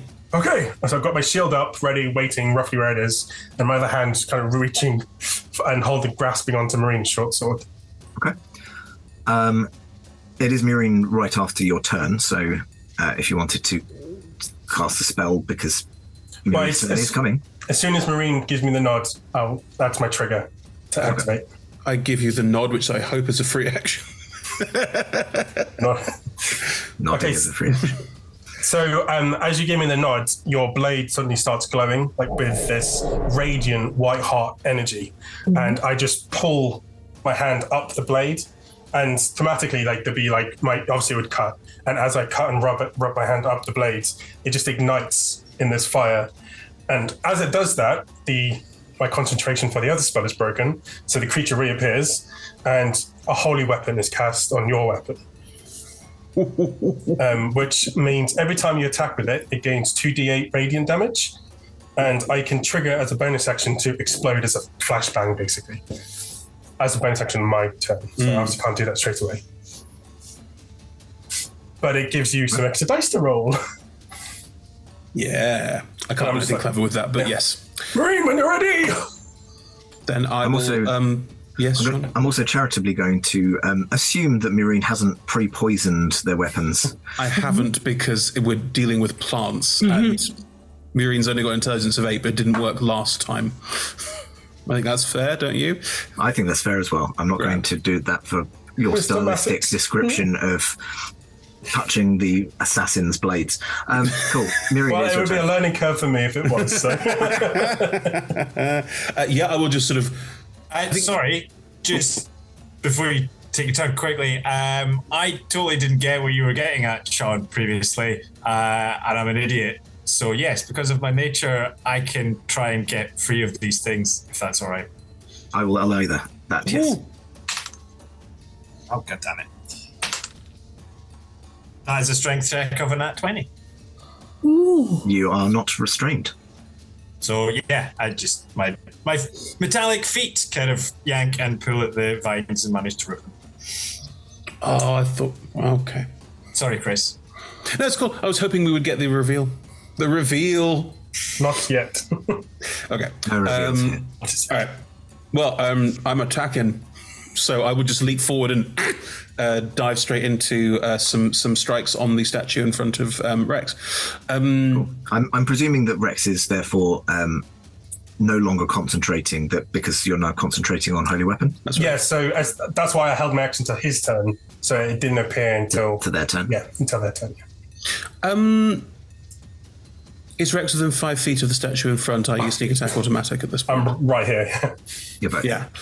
I'll take a group consensus on this. Do we keep hacking away at the vines, which I have no idea what that does, or do we start attacking the stone? LD switched to the stone, but I have no idea if it's the right call. I don't know either. I would keep it the vines. Yeah, that's what I'm... It makes more sense to me. That doesn't mean it makes more sense, you know? Yeah. Yeah, LD just will hit the biggest, baddest problem. I'm not saying is that at all the right decision. What do you think, G? I know this is table talk, but I think it's... Yeah, I don't know. I think probably... Protagonist is... His concept is the vines are animating the stone. They're not directly attacking a color other than like trying to grab at your feet. So if you smash up all the stone, there's nothing for them to hit you with. Like that's where their logic's at. I'm going to keep going for vines, I think, because removing all the things that animate the stone seems to make sense to me. And also, short swords against stone seems pointless, whereas against vines kind of makes sense. Yeah. Anyway, right. Leap forward, attack. Hopefully I hit. I don't have advantage, but I still get sneak attack if I hit because of Rex being within 5 feet. Flanking, so does that constitute advantage? Don't know how you do that. I don't tend to run with flanking unless Sean wants me to run with flanking. I'm happy to go with flanking. Sweet. It's already a 20. Yeah. That's better. All right, so 20. 2d8 plus 1d6 plus 4. No extra d4 because I've favoured foe the other thing. So, or is it all the same vines? Is it all the same vines? Are the vines all my favoured foe, Sean? Why not? Great. Just in case it helps as well, that weapon is now magical for the purposes of overcoming. It just, if that comes up. 2d8 plus 1d6 plus 1d4 plus 4. Cool. Plus 2d6 because it's sneak attack, sorry. 2d8 plus 3d6 plus 1d4 plus 4. I'm sorry for giving you more dice, but it's no. worth it. It's a good thing we're using Beyond. Come on. 2d8 plus 3d6 plus 1d4 plus 4. 23 points of damage on the vines on the thing in front of me. Nice. Yeah, you sever another series of vines, and you feel like you're definitely getting through. Great. Then I get 2 attacks, so I will attack it again. It's still holy weapon because technically I attack with the same sword twice on extra attack. We're still flanking, so we're still going with advantage. Come on, nat 20. Nat 20! Yes! 20. Yes! Oh, that's so what I wanted. So that is now 4d8 plus 2d6, because no sneak attack, plus 2d4 plus 4. God damn it! Sorry, what was the total on that last one? The damage. Yeah. 23. Yeah. So as you slash through this weird amalgamation of rock and vine blinks back into existence, and with a couple of well-placed slashes, you take out some of the main roots, and the whole thing crumbles apart. Is that on the first hit or the second hit? 'Cause I haven't. Second hit. Okay, the damage second hit is 34. No, 38. It was 28 damage on the first hit and 38 on the second. Yeah. So it's both. You kind of slash and then you slash, and it crumbles away. Brilliant. In which case, I will. LD's on the nude one, but the one with the spear, no one is currently. I don't want to be near it to take damage off it. No, I'm going to keep going for the big one. I will go back to the big one because I still have an offhand strike because I haven't had to use it for anything else. So I may as well attack again. Can I get into flanking with LD then if we're going with flanking rules? I'm very fast, go 40 feet. Absolutely fine. Spectacular. Then I will roll with advantage, but I'm rolling with my non-holy weapon short sword because only one of them is holy weapon because that's how that works. No crit, 23 to hit. 23 will still hit though. So still going for vines, which are all the same thing. So it's a d6 plus a d4 plus 4. D6 plus a d4 plus 4. There we go. 14 damage on more vines. And then because I hit it again, I have mobile feet, no attacks opportunity. I will move far, far away from it. Probably loop back to Rex again. Hello! Amazing! It's fun! I went better than I planned. I was so scared. My eyes hurt. Don't look into the light. All right. If that's everything on your turn, we move on to Hera. I'm still being held, correct? Stylistically, it's not actually grappling. The vines, though. You were in the vines, weren't you? Yeah. Yes, you are. You are restrained, but your arms are free. Like it's just bashed you, but removed its arms. If that makes sense. Okay, so I could cast something with a V and an S, which is obviously voice and smiles. Yes. Yep. Okay, just had to make sure. That's such a better way of putting it. Yeah. Yeah.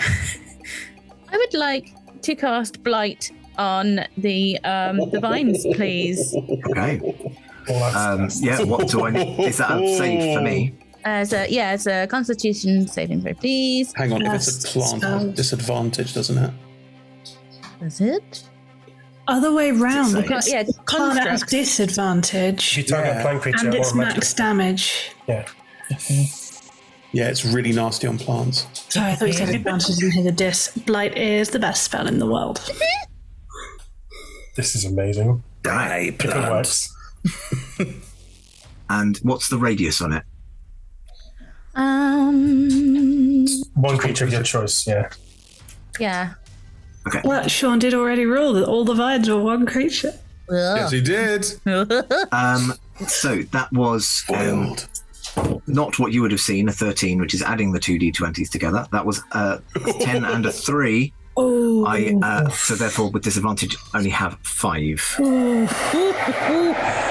I'm going to. Is it max? I don't think you need to roll. I think it's just all the. Yeah, it's max plus its plant. Is it a magical plant or a plant? I mean, they're moving and, have feelings, emotions, that kind of thing. Does that make it magical? I rolled 54. No, max it. Oh! 60. How many dice is it and what of what 98. Oh, God. 72. Oh! Hera's pissed! You watch as... There's the petrification. Hera, how do you do this? Since Mother has tried to hurt me, and I haven't actually done anything wrong, Hera's very angry and is just concentrating and gritting with glowy eyes and just like, Mother, no! And just poofed. Yeah. And you watch as the vines controlling not just the nude one in front of you, but in fact also the one armed with a spear near protagonist, and all of the vines holding you in place, suddenly dry up. It's as if you've kind of removed all of the moisture from them. They shrivel and fall apart, and these statues crumble, their rendered parts laying as rubble at your feet. You are out of combat. Holy shit! Well done, Hera. Oh. Claws retract. Oh. Well done.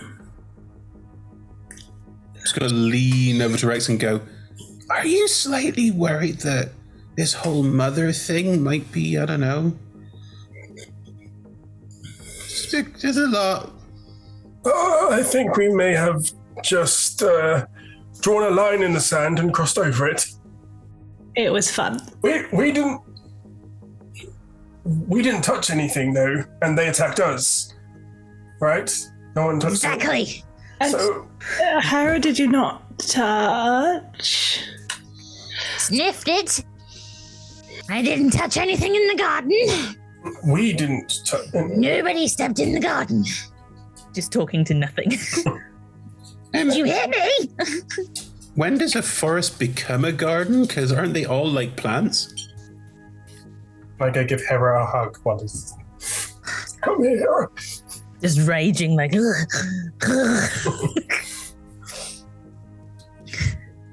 Every plant is a forest. If you're, I don't know. Honestly, just come here, Hera. It's okay. I hurt plants though. It's okay. I like plants. We can grow them back. Okay. Maybe not specifically the murder vines, but some other plant. Maybe with clothes on next time. I'm just. We'll grow other plants that don't want to kill you. That'd be nice. Or your family and friends. That too. Is everyone okay? Does anyone require anything? I'm still maintaining concentration on the holy weapon. It lasts for an hour, so that's staying up. Do you have a sheath for it? It lasts a while. Would you like to head further into the garden? It's like Sting now. Yes. Yeah. Protagonist would be going in and having a look around. Maureen has no concept of where the garden begins because we're in a forest. I mean, the area where these statues are, the trees become a little more sparse. They're still there, so it's almost like a mini copse inside the much larger forest. Is it like a white picket fence? No. Beware of dog? There's no boundaries as such, but it does appear that there's this circular zone that just has these statues, and there does appear to be a center, a ring of very loosely placed cracked stones, with sitting directly in the center of it a large elongated egg-shaped plant that appears to be made up of a number of overlapping leaves. As you approach it, the leaves start to slightly peel back, revealing serrated edges. It's in my mouth. However, that is where we are going to pick up next time. I thought you said an eggplant. It's really weird. It's just an egg-shaped. I would call it an aubergine. It's not an aubergine. Just an aubergine in the middle of this space. No. Okay. Massive aubergine. Plant with overlapping leaves. I hope we didn't just start a war. Not with an eggplant, certainly. Well. All right. So there we have it. Thank you for joining us for this, I don't know, very heart-wrenching, possibly being the adjective I would use at this point, of tonight's show. Much intrigue to be had. If you enjoyed tonight, we play every Tuesday from currently 5 p.m. Because we've had daylight savings and America haven't. But at some point, it will be 6 p.m. Time zones are not my thing. By the time this one's out, it'll be 6 p.m. again. See, I don't know. There's a 6 week p.m. where it's weird. Or 5 p.m. We'll find out. The mods will let you know at what point we'll be playing next week. We also play on Mondays at a certain time. Just dub over me with 6 p.m., 5 p.m., 6 p.m., 4 p.m. I've covered everything. And other time zones as well. You can also join us on Friday from a time for Talk Together or Talking is a Free Action, our chat show where we interview players, DMs, and other TTRPG industry people. All of our shows are streamed at twitch.tv/rolltogetherrpg, and you can find all of our content archived at youtube.com/rolltogetherrpg. There are also podcast versions of all of our shows available everywhere. Search for Roll Together RPG if you want to listen to us not telling you what we're doing. A massive thank you to our D20 Club on Patreon, and there will be a link in chat now, so please do join them because every penny helps us to make all of the content that we do. And a big thank you again to our sponsors, Hero Forge, Ultra Pro, Elderwood Academy, and our supporters, D&D Beyond, Idle Champions of the Forgotten Realms, and Phoenix Dice. And don't forget, we are all over social media as Roll Together RPG. Thank you for watching, and we will see you soon.